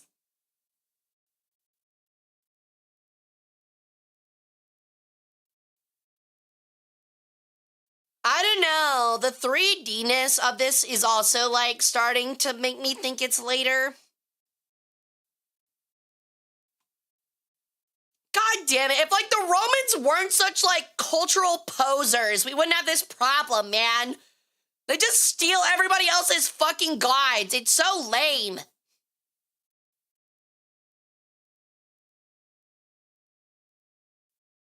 Wait, liberal? Does that have a definition outside of politics with, like, saying something's liberal? Yeah, so liberal also has a meaning of saying, like, being very, like, free form with it. Like, you'd have to, like, you have to look it up to find a actual, like, stark definition for it. But saying, like, you're, like, liberal and conservative also describe, like, the way you work with things.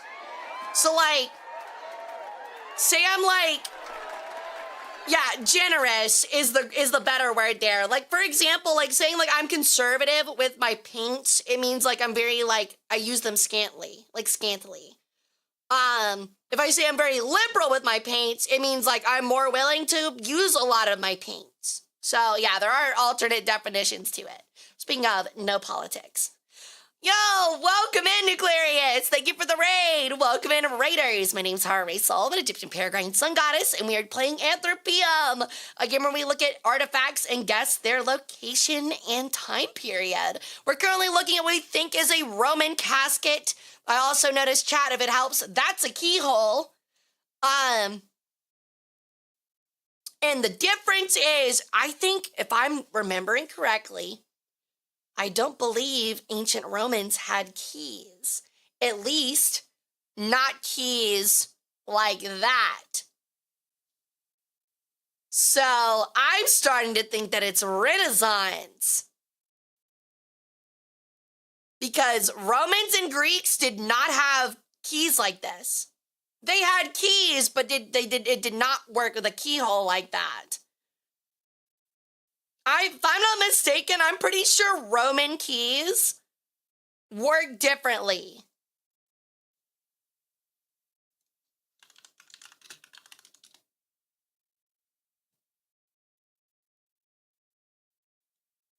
Or am I wrong? Did they actually have keys that were the exact same? I thought that keys worked differently in ancient Rome.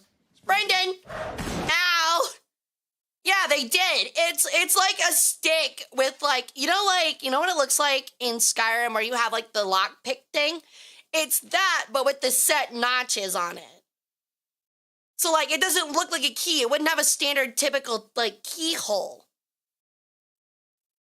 Or it's a hole to hang it on a nail. I disagree. I think that is 1000% a keyhole. That looks exactly like a metal keyhole to me.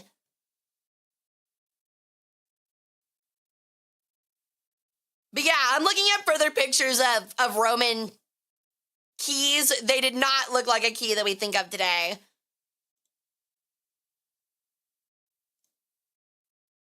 They're literally sticks with really complicated. Here, hold on. I can literally show you guys. Hold on. This is what they look like. They don't look like a bog standard key at all. You see, it's not the same whatsoever. And they did have more simplistic keys. But they look like this. They're weird little doohickey doobobs. See, they're like the skeleton, the lock picks. They just look like lock picks, but they already have the code put into them, you know? There's one there, but that's this is AD. This is late AD, so it would have been post-Empire period.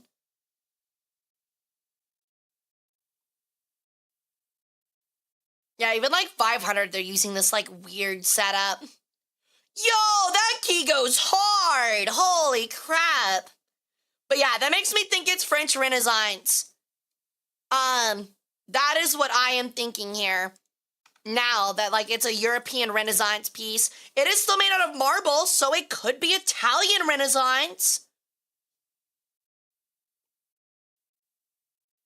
But yeah, I would agree. It's starting to look like a drawer facing or a desk or maybe it could be a coffin and that's just to keep the coffin secure.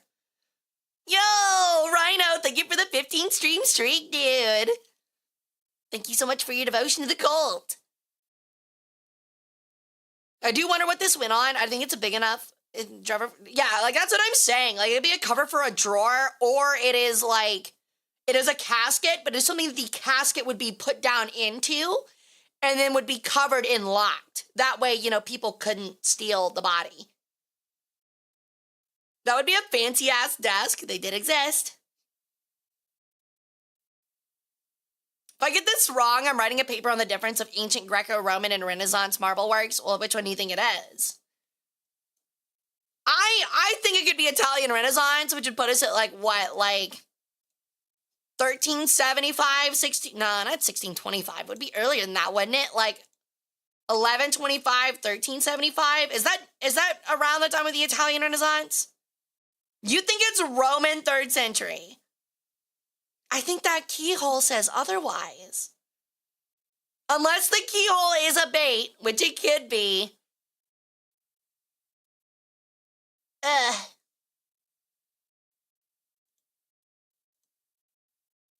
North Italy? What, like around Florence?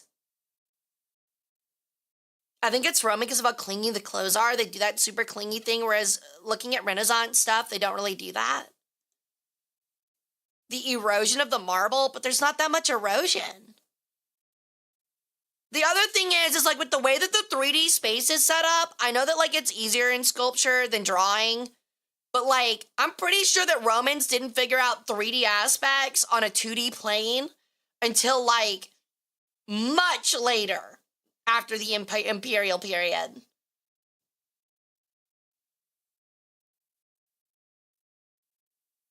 I'm enjoying this too much, though. That's what's fun about it. We get to debate and figure it out. I think, look, at the end of the day, I think I gotta be the tiebreaker, and I am willing to admit I will be wrong. But simply based off of the keyhole and the fact that the faces look very medieval to me, like very early medieval to me, I think I'm going with like early 1400 Renaissance. Like 1400s.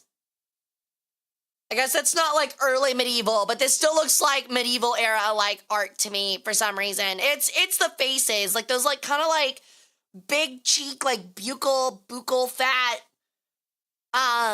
like faces. It just really reminds me of how like medieval people like depicted themselves, or like Renaissance era people depicted like women. They weren't on Ozempic? Yeah, exactly, dude. They didn't have CrossFit. Yo! Holy shit, dude! Thank you so much for the 10 gifted geese. I really appreciate it, and thank you so much for inducting 10 more members into my harem. That's so sweet of you, dude. The 10-piece McNugget! Hell yeah.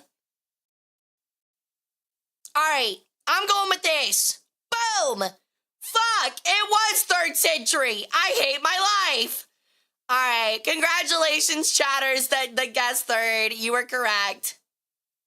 I wonder if it says what it is. It was a sarcophagus. Okay, so I was right with the item. I did get the item right. I was completely correct on what I guessed it was. It is the outside of a burial casket. It is a sarcophagus. So this would have been a heavy thing to put on the fucking floor in a mausoleum, for you to like, so that people couldn't walk out with bodies. 250 to 275, so yeah, like 3rd century exactly. But it does indeed have the deities Athena, Zeus, and Hera assembled on the far left. Between the muses and sirens, I said mermaids, but whatever, close enough. The muses, the highest, okay, so that's what it is. It's the fable of the muses defeating the sirens in a musical competition. Interesting. A drawing was commissioned by Cassiano dal Pozzo, one of the most respected. All right. What a neat item. All right, we have gold, garnet, and agate. This is... Ooh... I can't tell if this is North European or Roman. What is this? Can somebody tell what animal this is? I really hate that there's not more, like, photos. Yeah, I'm thinking it's a lion, but...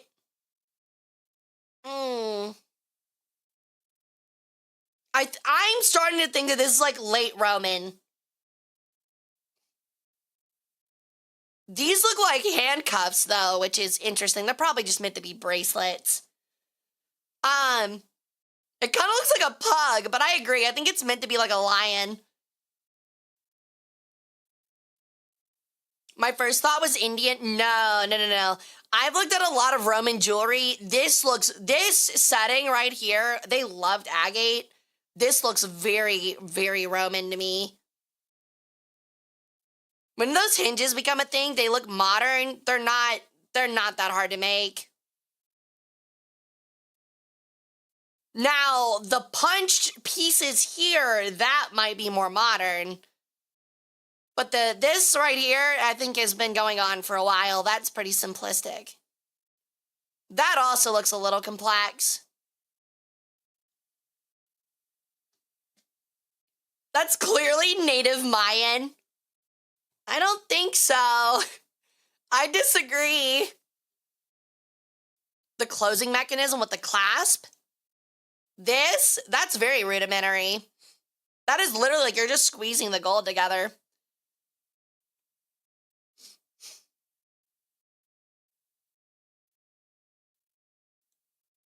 Nikes, thanks for hanging out again. And thank you for the hype train on. I really appreciate it. It's just that, like, this right here looks very Roman to me, but it is simplistic. So, like if you bought a Roman ring, like, all of them look like that. Like, this stuff right here.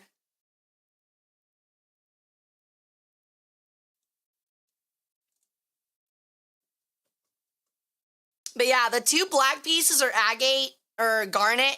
Or, yeah, no, these are agate and this is garnet, I'm pretty sure.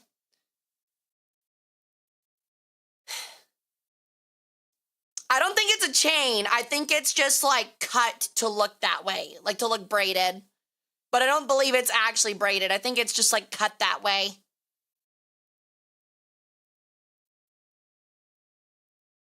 Yeah, see, there's no space there. It was just cut to look like it. I think that we're gonna use a hint. We're at 3. I'm gonna use a time hint.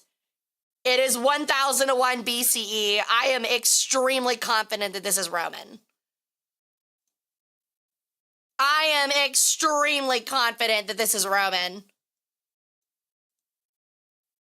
My two guesses with these kind of like clasp pieces are ancient Rome or like Nordics, and Nordics would be way later than this. Egyptian, I mean, there's a chance, but I don't know if Egypt had a lot of agate. Or garnet, I mean. I don't know if Egypt used a lot of garnet. Like, I think they were, like, typically, like, straight up rubies and shit. I'm going with Rome. If I'm wrong and it's Egypt, I'm sad. But this looks extremely Roman. I can't recall any Egyptian jewelry that has, like, heads of things. That was, like, always, it felt like, at least in this sense, very Roman. Wouldn't the height of the empire be at like 1 BCE not be safer to encompass more time? It says 1000 to 1 though. So no, this would be the safest one to be, would be 250 to 1 probably.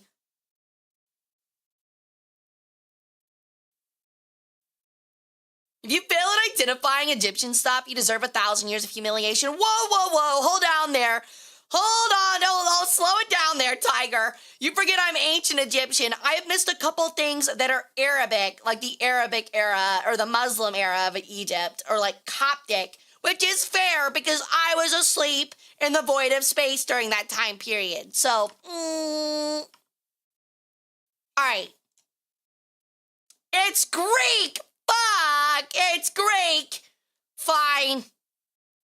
God damn it. It's just straight up Greek. That's hard, man. Such fine late Hellenistic parures are rare in comparison. I think that's what that means.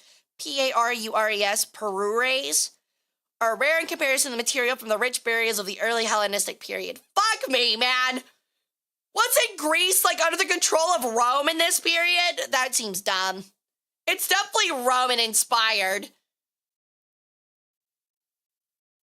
Catch up, hag. Oh, I'm gonna catch something up. It's gonna be your fucking balls from a tree.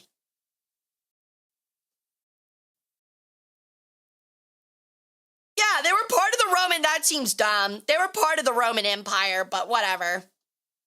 I don't know how they narrowed this down to immediately be Greek, but whatever. I guess they found it actually in Greece. I'll still take the 8,500 points. Are you going to turn him into truck nuts for the Monjet? I wasn't, but now I am. All right, cotton and feathers. I have legitimately no clue what this could be. My only guess is like native.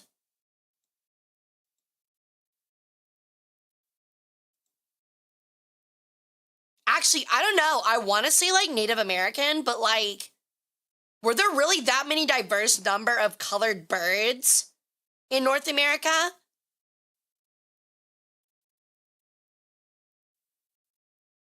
Yeah, this feels like rainforest birds colors.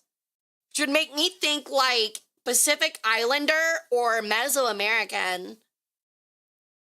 Forbidden push pop? What about that makes you think push pop? Do you have an item number for that piece? What, the past one or this one? Usually you can only look at it if you see it in the photos. Not painted or dyed. It just says cotton and feathers. Inca, hold on. It does again say cotton. That means it has to be pretty late period, does it not? I don't think the Incans had access to cotton. If I'm not mistaken. I think we should guess location. But yeah, I think cotton says that it's pretty late, which makes me think Native American, like 1700s. Cotton's native to the Americas, are they not? I'm not sure, but I know for a fact Native Americans did not typically cultivate cotton. Egypt did have cotton, that's true, but I don't think Egypt had, like, birds of these kind of color varieties.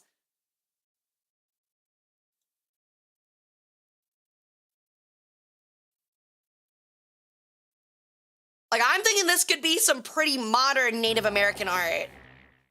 Yo, Pirates News! Welcome into the cult. Thank you so much for the follow. Welcome in. How you doing?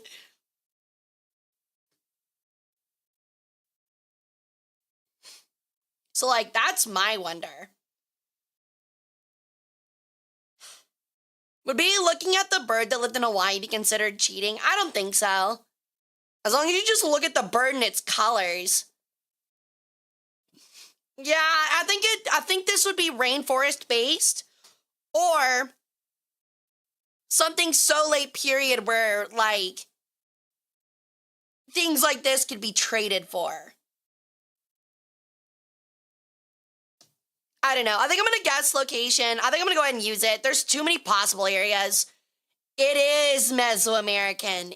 Interesting. It's Andean. But that means it's got to be pretty late, right? If it's cotton? Never mind, yeah. Well, it's a good thing I looked, but doesn't that mean it has to be pretty late if it's Andean? Because again, I don't think they cultivated cotton. They usually use like alpaca wool and stuff. Did they not? Or llama wool or whatever. Whichever one's there. So like, I'm thinking like Andean, like 1625 to 1875. Like it's got to be post-colonialism, right? I think maybe anybody else got any other guesses? That's my thought. 1625, 1875.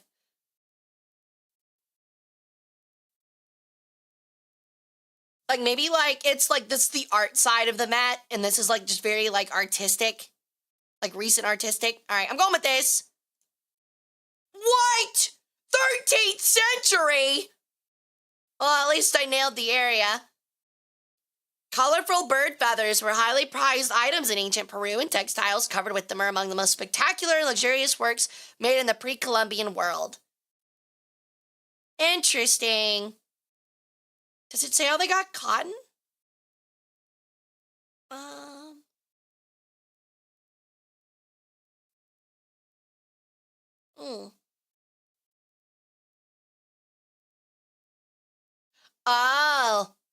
The feathers were tied into long strings, which are in turn sewn to the plain cotton cloth.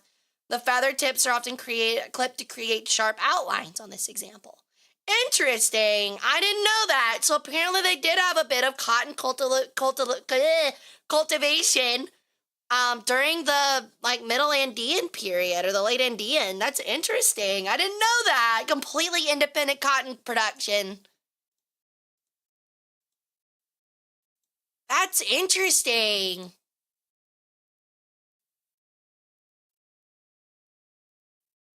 Cotton originated and cultivated separately in both Indus Valley and Mexico around the same time. Weird. I didn't know that. I thought cotton was only Indus Valley. Good to know, though. I wish you would have said that 10 minutes sooner. But good spot, Judy. I wonder when tumbleweeds invaded the U.S. Are they not natural to U.S. either? Honestly, if we're being entirely honest, if I had to guess, some guy in, the 1800s unironically was it'd be really cool if we had, basket plants or whatever they're called to, feel like X and X or feel like something special and fucking, planted a bunch of them to make his town look cool and then fucked up the ecosystem. Oh, you looked it up? Okay. All right, I already know what this is. I mean, this is I think it's called, isn't it Sanskrit? This is just straight up Babylonian. Yeah, it's cuneiform, not Sanskrit, cuneiform. Yeah, this is just straight up Babylonia. Which would be right here. At least I think that's where Babylon was. Actually, wait, Babylon was Iraq, wasn't it? It was northern Iraq, not Iran. It's kind of in this area. It was this area right here. Yeah, that's what I thought. It was North Iraq because you had Assyria over here and they constantly hated each other. This covers a huge time period though. I mean, it does, but actually, does it? It's right here. It's very old. The monochrome pic is slightly disturbing. This here was an alien tablet found aboard an alien spaceship. It is made out of some unknown volcanic rock quality. Its crystalline structure is isometric. I'm pretty sure it's around here. This would have been the latest of cuneiform. I'm pretty sure. Because Babylon did not last a whole lot longer with this system of writing, I'm pretty sure. Babylon's near Baghdad. Then we'll move it a little bit closer. It's covered in left-turning yogurt? What? Excuse me? What about Sumeria? I mean, it could be Sumeria, but that is straight up cuneiform, which just makes me think of Babylon. To feed livestock? That's the other guess I had. Either for decoration or for feeding livestock. All right, I think we're putting it here. I might actually put it later. I really feel like cuneiform did not last long. Yeah. Because, I mean, Babylon lasted well into, the time of just before Rome came into the region. But I don't think they used cuneiform the entire time. I think it developed into more, a more complex writing system, did it not? It was using the Amarna letters to Akhenaten. Oh, if it was written to Akhenaten, then they could be around here instead.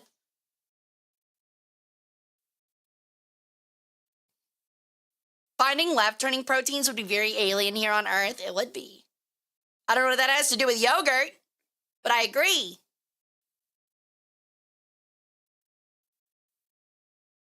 Have you seen the latest RIM pack sinking? I have no clue what that is, buddy.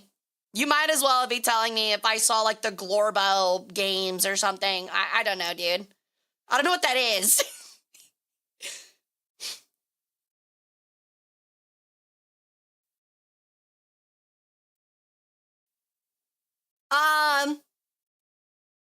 I like how there's a 50-50 of this being either mythology or someone complaining. I mean, considering it was like done by a scribe, if it's this old, it was definitely done by a scribe, so something not menial most likely, but it could be menial in the sense of like regular daily kingly duties. All right, I'm going with this. Fuck, it was earlier, and I still missed it a little bit. We still got 8,500. That's still very respectable.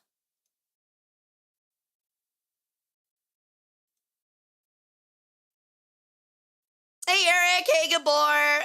Hey, Thunder. Sorry I missed chat, guys. I just realized I've been looking at YouTube chat, or I haven't been looking at YouTube chat. My bad.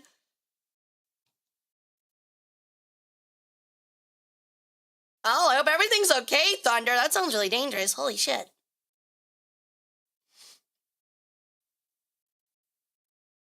Oh, interesting. Yeah, I didn't know about that. That's cool. Oh, well, we got very close. Our score is very respectable for us being at 6 out of 10.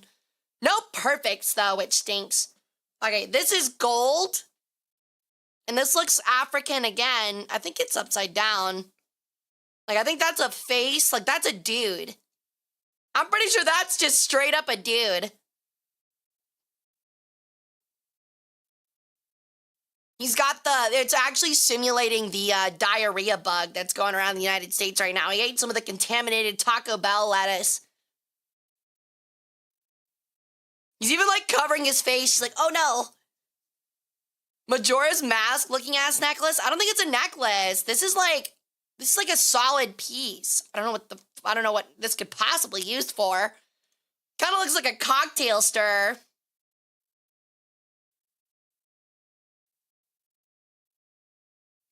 Hey, Jamin. Yeah, he's just a gold little guy. I don't know. This could either be African or Pacific Islander. No, I don't think it's a staff. I think this is small. Like, this is like jewelry or like a pin, like a hairpin or something. Yeah, or something like that. This is something miniature. God, I have absolutely no clue what it could be. I'm actually leaning. Did anything in Papua New Guinea have access to gold? It could be also Mesoamerican, I guess. Hey, what's up, Nostalgic Punk? Welcome in. How you doing? Hey, Tony. Welcome in. How y'all doing?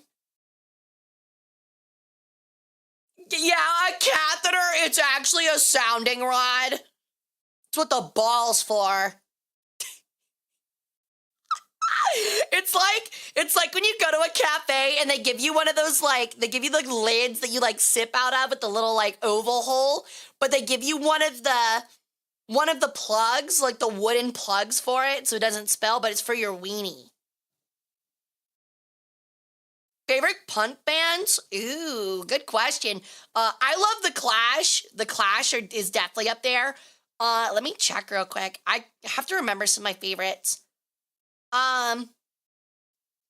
The Clash is definitely my favorite. I'll admit a lot of it's kind of like pop punk. I don't know if you count Dance Gavin Dance as punk. But I like them a lot. I don't know. I haven't been in my punk phase for a minute.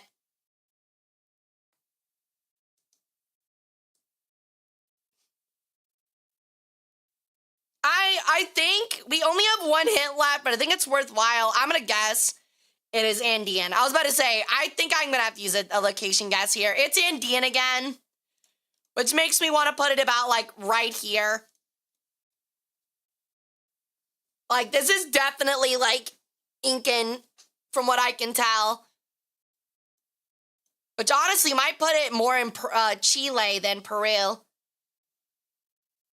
Because, like, Inca was all about that gold work, were they not? And the Inca were big at, like, what, 500 to 750? But you were right, Tarmo. I was kind of leaning that direction, too. I wasn't thinking it was African. I was definitely thinking it was Mesoamerican or, like, Pacific Islander, and I was kind of more leaning Mesoamerican. Am I in the right room? Sounding is usually covered in another of my usual chat rooms. Is it? Wait, what? Wait, hold on. Pause. Hasty knob. Inca's Peru, is it? I thought there were parts in Chile. There is Cusco, though, so you're probably right. Was Chile Mayan? Was that what that was?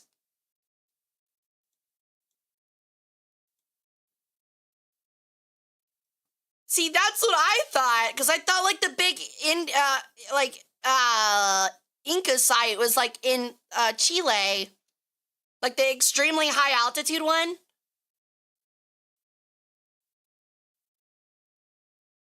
That's right. The Mayans were Mexico.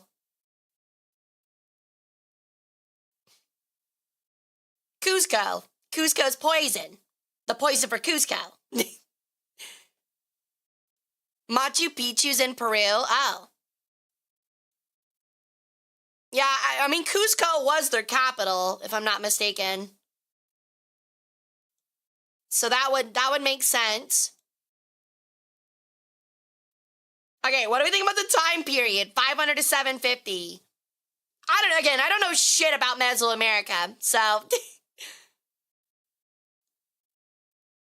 1100 or something. It feels a little late.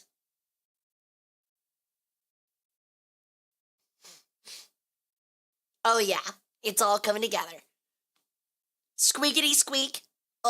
Squeak. Where he has like the Boy Scout uniform on and he's talking to the squirrel. Squeakums, squeakums, squeak.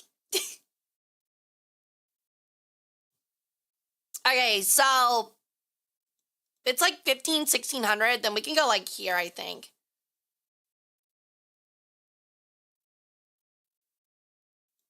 Yeah, but like stuff has been earlier if it's Incan.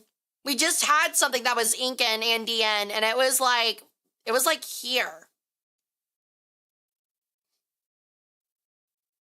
I'm gonna put it here. Oh my. Extremely wide range, and it was Colombian. So it's not Incan, it's... Wait, they said Andes! It said Andean!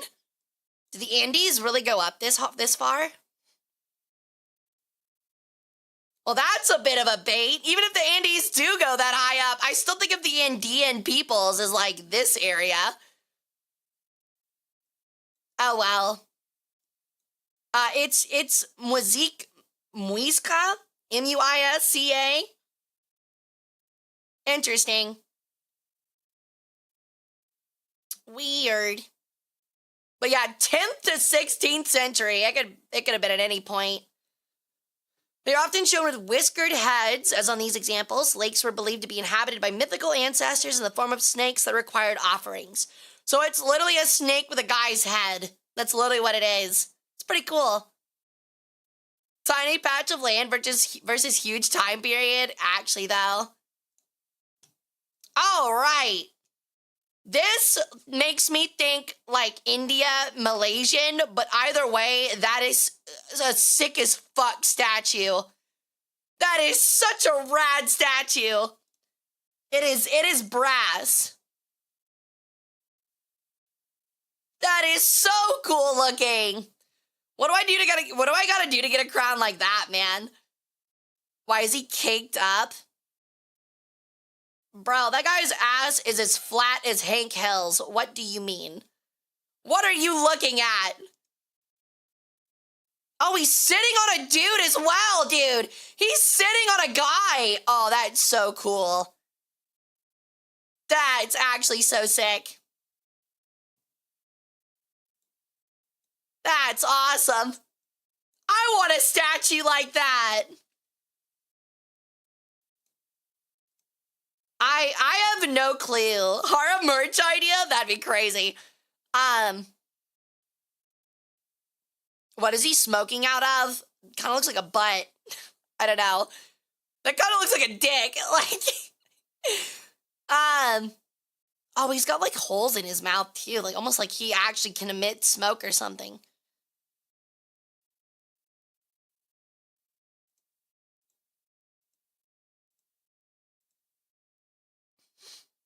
I don't know. Oh, yeah, it might be a thigh bone. What do we think, though? Like, do y'all have any idea for location or time? We are out of hints, by the way. We are completely out.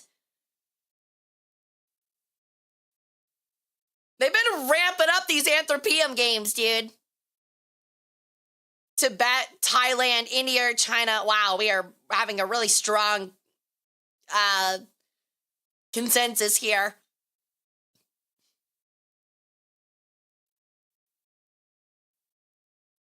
Oh my God. All right. Mods, we're going to need a vote put up. Put up a minute-long vote and put Tibet, Southeast Asia, or China, or India. Like, just make it 4 selections. India, China, Southeast Asia, Tibet. God damn it. I don't think it's Chinese either. But we'll see what chat thinks.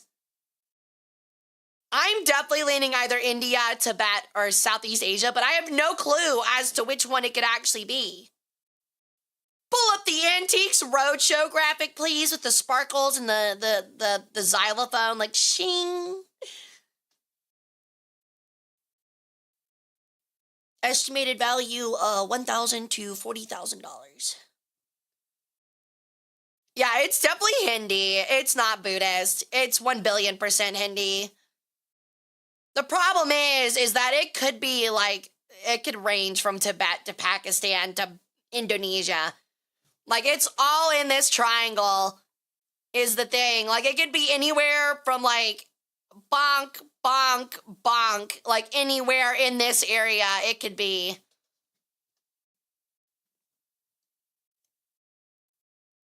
I'll be honest, I think I'm leaning Indian. It's got like a woman with like a face. Oh my God, they're all heads. That's so sick, dude. Those are all heads. That's so neat. That's awesome. He's so cool. Most Tibetan things are stone carved. So everyone, the most consensus was Southeast Asia. So I think like Thailand, Myanmar is a good area. I think I'm gonna put it like right here. And what would the time period be? If it's like brass like that, it's got to be like later, like 1250, 1500, right?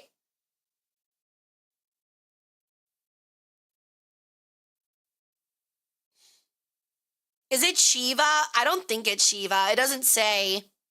It's got a beard though, so it's definitely not a woman. I'd go 12, 16. You guys are really all over the place on this one. It is very telling by everyone's guesses in different directions. None of us actually have a clue, and I love that. It is truly random.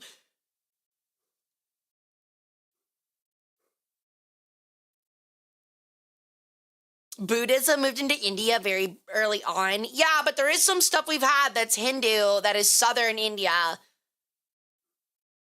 13, 1400. Okay, we're going with this. I'm going with like Myanmar, this area. Boom. And it's Tibetan Chinese. Ooh, 17th century. Ooh. It is actually 17th century Tibet. Ouch. Ouch. All right. This is silver. Oh, wow. I don't know what this could be. This looks Arabic. This is like, looks like either Arabic or Hindu. We think it's Arabic. Yeah, I am leaning Arabic. I don't remember Hindu like having so many like connections. Yeah, that I think that is definitely Arabic. This right here. It is an old coin, something I would love to have in my collection. I love ancient coins, by the way. That is like something I do want to start a collection of if I ever get like a bunch of disposable income. I've already got a Byzantine coin with the head of Constantine the First on it. But I really want like some Roman coins. I want a gold Spanish galleon, or a piece of 9, whatever it's called.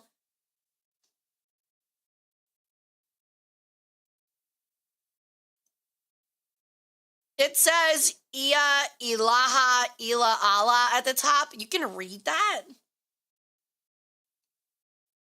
My guy tells me it's Eastern Europe or at least Byzantine. I don't know about that. It has an X and an I, a Roman. I don't know if I'd say that's an X and an I. And that down there looks like no Latin letter I've ever seen. Or piece of 8, that's what it is.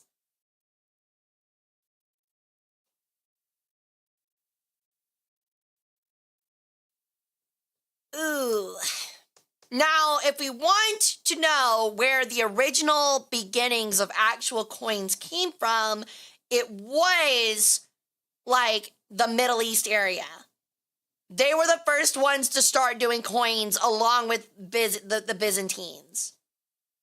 Didn't they weigh silver coins for value and people would wash them in bags to wear the silver down and make more coins? I have no clue. Don't know. That is clearly a form to make Oreos 1980. Actually, you would know that these were the precedents of Oreos that I can't remember the name of.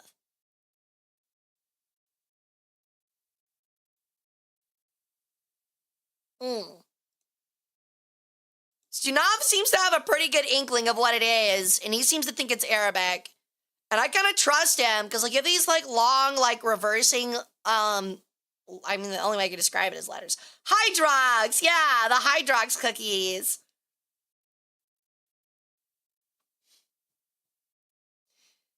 Okay, what time do we think for the Arabic era then? I'm leaning this way. This could be like, I mean, do we think it was like the golden age of Islam, which would be like what, 12 to 1500s? Is that what we're thinking? Like the Islamic golden age? Or are we thinking later? Or even earlier? It could be earlier. It is a silver piece.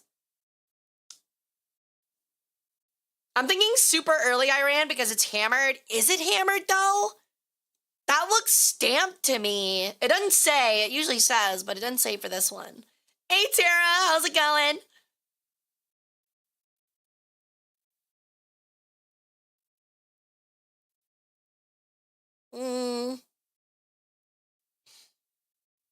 Coins from the golden age are usually made better. It is pretty thin. So we want to do like 875 to 1125. What is that, like very early Ottoman? Could be anywhere in the Islamic world. I agree.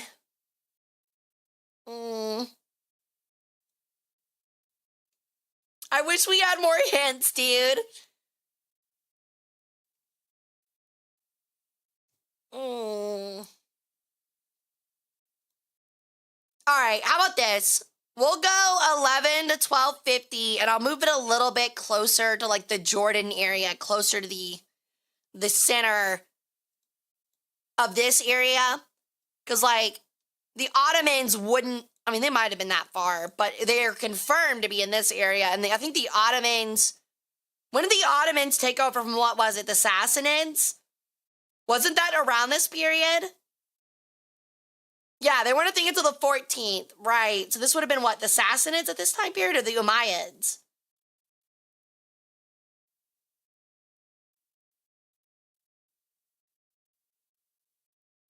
Which means like it would have been more of like this area for both of those. Yeah, it would. I think it was an Islamic. It was one of the Islamic caliphates, and I don't think they went very deep. They definitely didn't go into Turkey. But I don't think they went like deep into the Middle East. I think that was something else entirely at the time, if I'm not mistaken. Like I think that was still like the remnants of Persia. A lot of caliphates came from the East.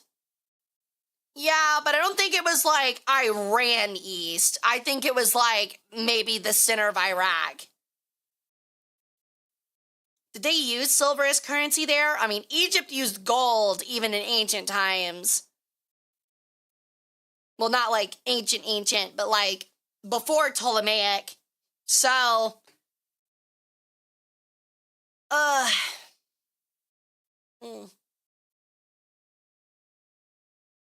Like, can we get more weapons? I'm good with weapons because this is from an art museum. I don't know. I'm going with this. This is my best guess. Oh, you guys were right. Yeah, it was East. It was way Eastern Asia.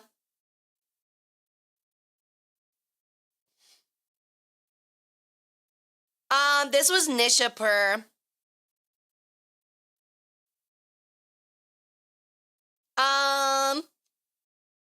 It was medieval though. We were right. So at least we were like correct there. It was medieval Islamic.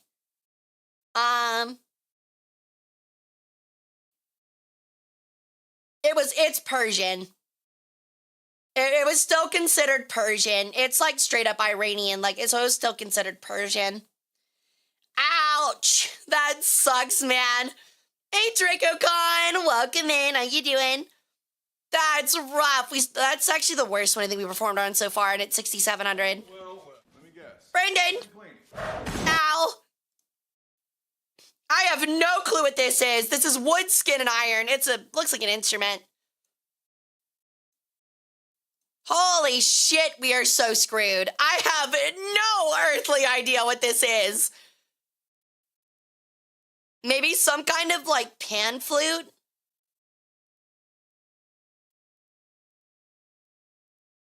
Is this like maybe some kind of like pan flute? Yeah, it kind of looks like a giant pan flute. It's not bamboo. It is wood, skin, and iron is what it says. Also, fucking skin? What, we talking like human skin? Asian? I don't think it's Asian if it's wood, though. I think they would just use bamboo for an instrument like this. It's definitely a very large pan flute, though.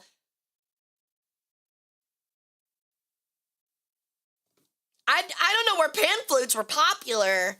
That's my problem. Papua New Guinea? That's certainly a choice. It's possible. British Isles.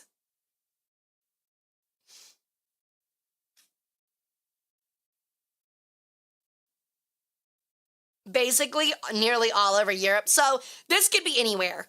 Because at the end of the day, it might not be called a pan flute, but a pan flute was a very basic instrument that was definitely in multiple cultures. I legitimately have no fucking clue.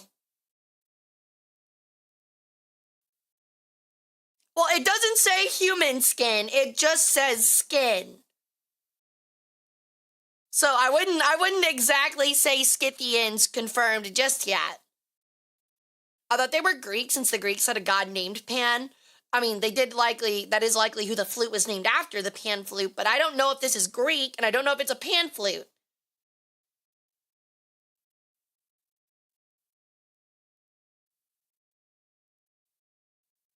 Because, like, ancient Greece did not really have access to iron.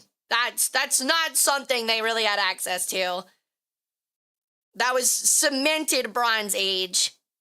Can you zoom in on the wood again? I can, but it's blurry as hell. It's a really shitty picture. Like a very shitty picture. These are definitely like holes though for notes. Those are definitely holes for notes, like without a doubt.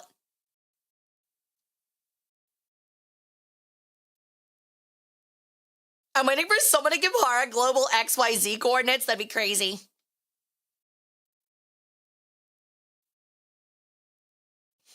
Cool stick. It's actually a collection of sticks. Ireland, final answer. See, that's different. Are we sure it's a flute, not the neck of a guitar or something? Absolutely. Yes. The reason that it is at different lengths, Fox, is because that is how you get different notes without changing the placement of the circles. Because that was kind of like an early thing that they didn't really know about. So this looks like something you would grab with your hand from one side and you would blow into the top. And because of these being at different lengths, you would have different notes. And then you would get even like sharp. I think you could like get like sharp or non-sharp based on like if you put your finger over these. But yeah, I definitely think it's a very early woodwind. It's just that, you know, it's a very easy thing to make in every culture, and I don't know what culture this one specifically belongs to. My neighbor, I think it could be him. The thing at the bottom does not say bamboo, it says wood. If it was bamboo, they would make it bamboo. Not sure why, but I want to say Iberia. Ooh. I, again, have no clue. I think the safe guess, I think I agree, like, the safe guess is probably Greece. It looks rather rudimentary. The problem that is, like, keeping me away from picking Greece is iron. Like, it can't be Bronze Age. Iron is so rare, like, during the Bronze Age, if I'm not mistaken, especially the ability to smith it.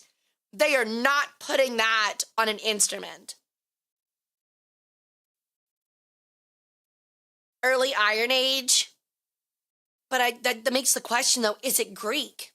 That's why I'm thinking British Isles. Oh, I don't know, dude. I don't know.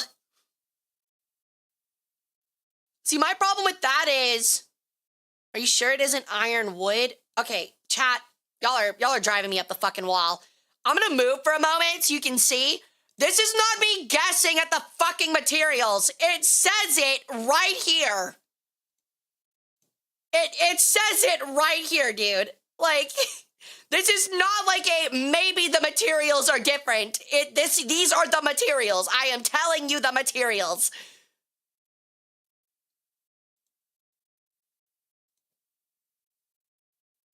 Are you sure? Well, I am, like, dyslexic in, like, 4 different ways, so maybe not. Which flavor of iron?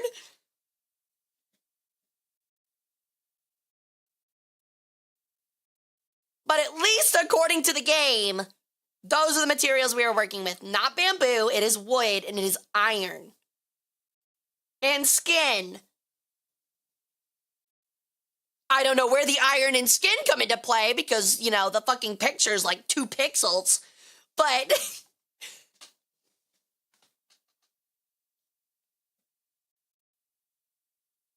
which alloy, please? Licks thumb, puts it up in the air. Excuse me, ma'am, could you tell me the exact chemical components, percentages of the iron? Are we looking at pig iron or are we looking like a iron alloy?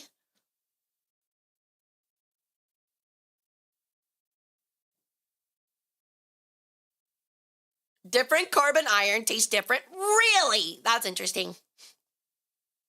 Probably pig iron. Don't look like a pig to me. I thought pig iron was only in Minecraft. Maybe colonial India?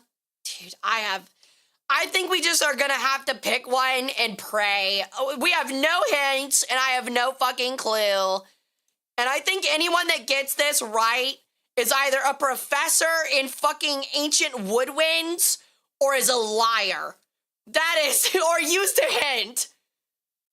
I think I'm also at the end of the day, I think I'm going to lean China, and I think I'm going to lean like here. Like, I feel like this is something that a woodwind that West Asia would have used for a while. And iron is something that they tackled fairly early on. Hey Smuckers, we're just chatting and playing some at the PM. So I'm going with this. Do we have a different date? Do we have an idea for the date? Because, like, I know China had access to iron way earlier than this, but I'm unsure if they would have used, if they would have, like, I don't know. Thank you. Welcome in. 5:30. I will literally rip your eyeballs out of your sockets and shove them in your ears. It is in really good shape for wood. I will agree with that. But I think that I feel like any later than this, and like, also, if it's China, wouldn't it just be bamboo? Like, not wood? Like, is that like a fair assumption? Because, like, the whole thing is like, why would you cut wood into, like, reeds like this when you have the access to bamboo that just naturally does that? And I'm not saying that China doesn't have wood. I'm just saying, like, this is harder to do. You know? Like, why would you not just make it out of bamboo, which is much more accessible? It has the same, like, instrument effect. That's what I'm saying. Yeah, bamboo's not wood, and this says it's wood.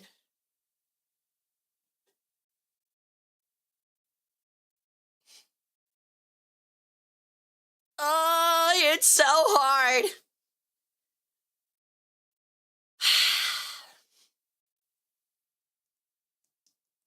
Stop asking me questions like wood alloy. Dude, I'm literally from chat about to get like, what's the pulp concentration?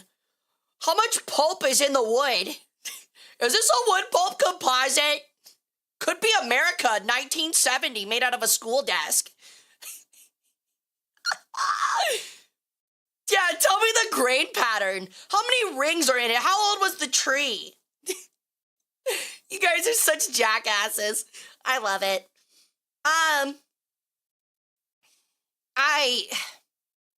You know what? Let me guess. Brendan. Ow.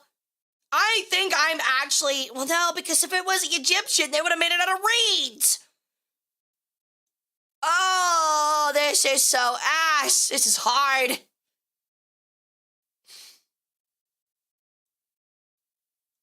Could it be Native American?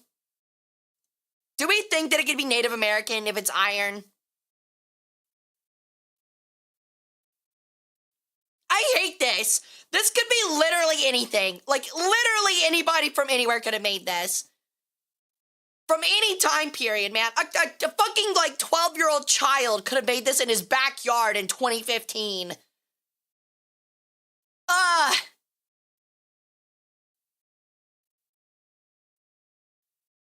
Didn't Native Americans lack iron? They did, but not if they traded for it. Wrong design for Native American flutes. Noted. Do we think it could be a medieval pan flute then? I think that the best thing we can probably go with is a medieval pan flute with iron. That is what I'm starting to think is my final answer. Like an early medieval pan flute. Ireland, I like the idea of Ireland, but I think I'm gonna have to stick with France. I think this is what I'm going with. Bam! It's fucking Southeast Asian. It's Laotian. 19th century Laotian. I hate my fucking life, man. 19th fucking century Laotian. My ass. My ass, man. It's Burmese. Fuck. Whatever, man. This sucks. Chat. We got lied to. The game actually fucked us. To sound the cane, one exhales or inhales into a wind chamber to activate metal reeds, which are attached to each bamboo pipe and concealed by the wooden chamber. It contains bamboo. This is bullshit, man. Yeah, it has bamboo in it. It didn't say it. Do you speak Coptic? Welcome in, Prince Rangita. I do not speak Coptic or Demotic. I sadly have forgotten all of my ancient Egyptian languages. I traded it so I could speak English to you nerds. Where's the skin? Good question. Yeah, I don't see any mention about skin on here. Whatever. Oh, dear God. It's just wood. I don't know why, but I want to say Papua New Guinea. Is it an ore? I was about to say, do we think it's an ore? Spank 'em! Put some holes in it, make it hurt. I think I'm feeling New Zealand. I think I'm also feeling New Zealand. It reminds me of the giant, like, face thing we had way on back. And it definitely looks like a paddle. I think I'm also agreeing. It could also, I think I'm agreeing either New Zealand or Papua New Guinea or Aboriginal Australian or like one of these. It's gonna be like the Marshall fucking Islands. It's actually gonna be like the Marshall fucking Islands, dude. That artifact is how I'd be looking at the fridge at 3 a.m. What do you mean by that?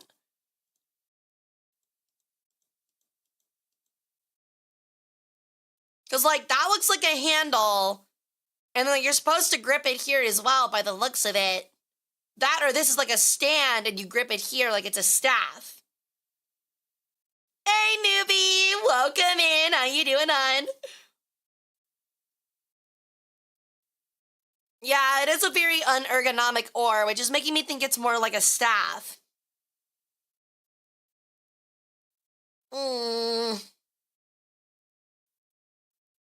If it's a stand, how can we see it? Shut up. Congratulations! By being in my vicinity, you've all gained stand powers. Go crazy.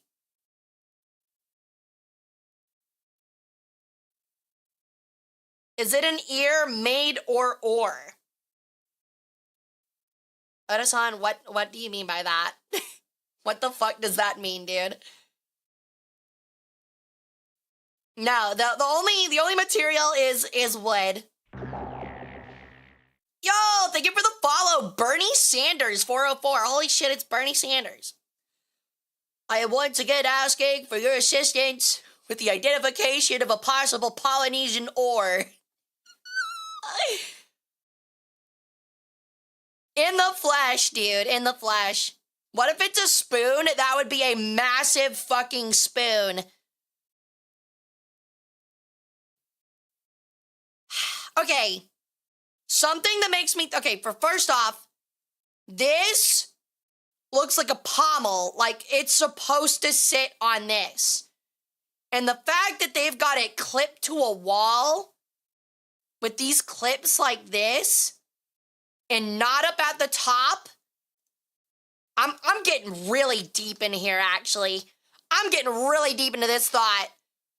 So, because they have it clipped at the bottom, in a museum display and not the top, that implies to me that it's meant to stand on this. And this is just extra support to make sure it doesn't tip over. That is what it says to me, because there's none at the top. That's African. Look at the face. I don't see a face. That doesn't look like a face to me. That just looks like a design.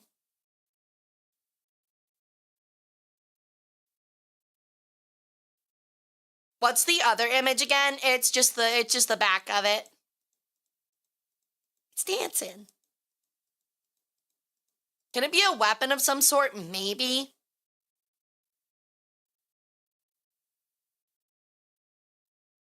Isn't that just a wind fan? That would be way too heavy. That would be way too heavy. Unless we're just like completely misconstruing the size of this.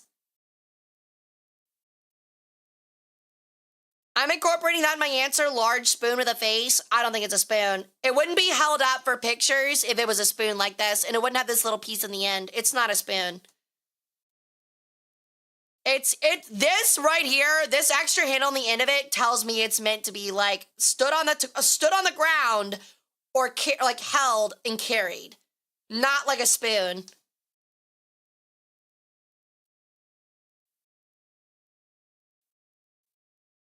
I'm thinking it could be like a staff. Yeah, like cuz like I think someone made a good point that I don't think it's an oar because I don't think you'd have this bit if it was an oar.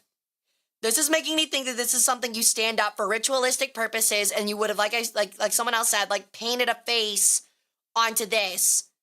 And the paint is worn off because it's old. And it's meant to be danced with or like stood with like a staff or something like that. But this is like 1000% somewhere you're supposed to grip it. So I think it reminds me of the one that we had a couple months back that had the really sick face on it. That was like late Papua New Guinea. And I think I'm leaning that direction again. It could be African. It definitely could be. But this is heavily making me think of that.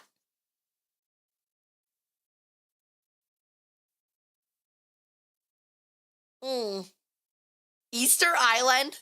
They haven't had anything in their collection from Easter Island. It's only been Papua New Guinea or New Zealand. Like, it very well could be Polynesian, but this looks like Papua New Guinea tribe to me, if I had to guess.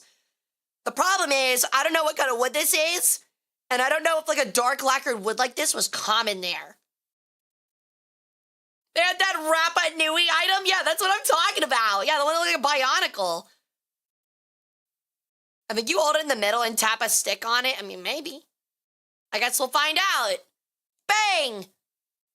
No! I knew it! I said it was gonna be in the middle of some fuck-ass Pacific island! God damn it, I was right, too. It's a dance paddle.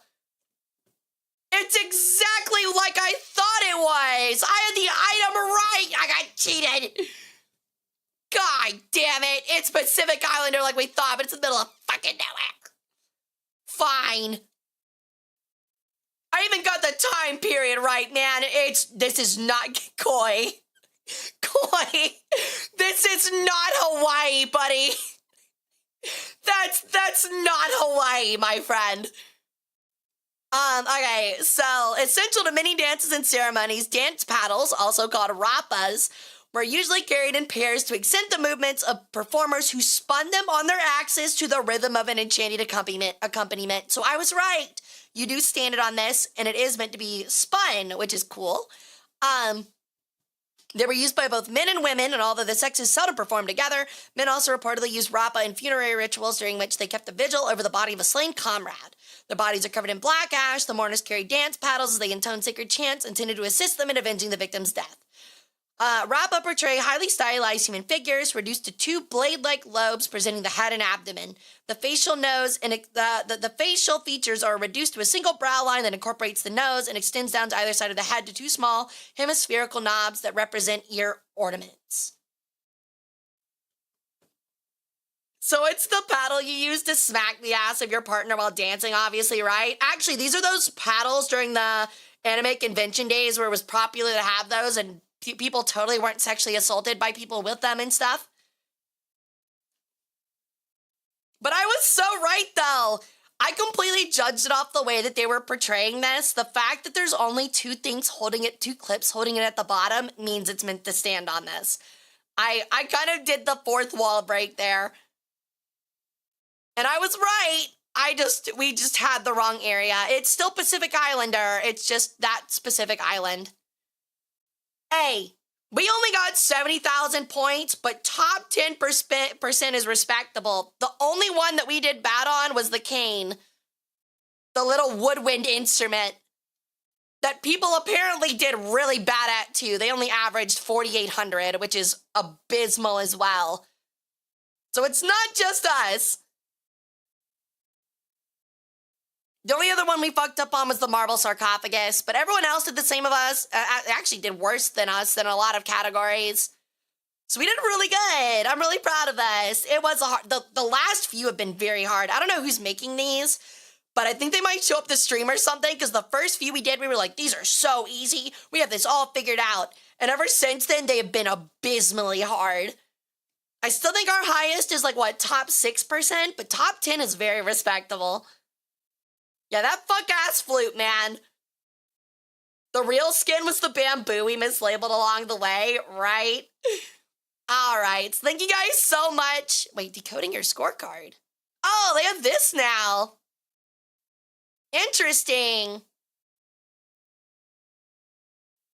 So we got a strong score. Or no, this is just like the score for each individual one.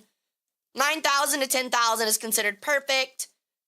6 to 8 is considered a strong score. 3 to 5 is a fair guess. And then 0 to 2 is a miss. So we had, you know, a bunch of strong ones, a miss, and a fair one. So that's pretty good. All right. Oh, what happened to that? What the heck? I don't know what I did there. Oh, I know what I did. There we go. I see what I did. Or not? What the fuck? Oh, there we go. All right.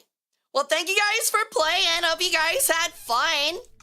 I always love playing envtuber with you guys. As difficult as it is. All right.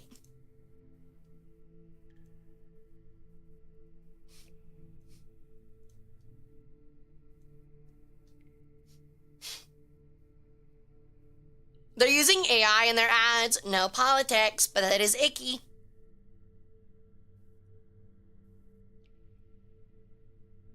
It was a fun historical game, wasn't it? Of course, guys. I'm glad you guys like doing this with me. It's so nerdy, and I love nerding out with y'all so much on it. All right. I will say, though, I am pretty worn out, and I have a really big weekend coming up. I hate to end it this early, but I do think I am going to have to call it here just so I have time to go to bed early and get ready for stuff tomorrow, because I also have a busy day at work. So I'm so sorry. I really wish I could hang out more with you guys, but I promise I will give you guys a full day and more on Sunday. I will not be streaming this Friday. And if we're having a lot of fun and a lot of people are free Monday night, we'll do a stream Monday as well to make up for it, okay? So I'm going to find somebody to raid out to real quick, and I will see you guys back here on Sunday at 2 p.m. CST. If you are in the DC area, I will be at Otakon doing a iPad runaround. So if you are able to go to Otakon, I might even see you a little bit earlier, okay? Sounds fun? All right. So let's raid on out. But thank you for all the new follows and the new folks. It was so great meeting all of you. And I hope you guys had a ton of fun. Okay. Who do we want to raid?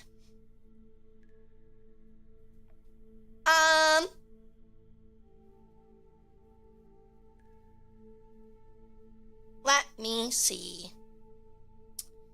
Bum, bum, bum, bum, bum.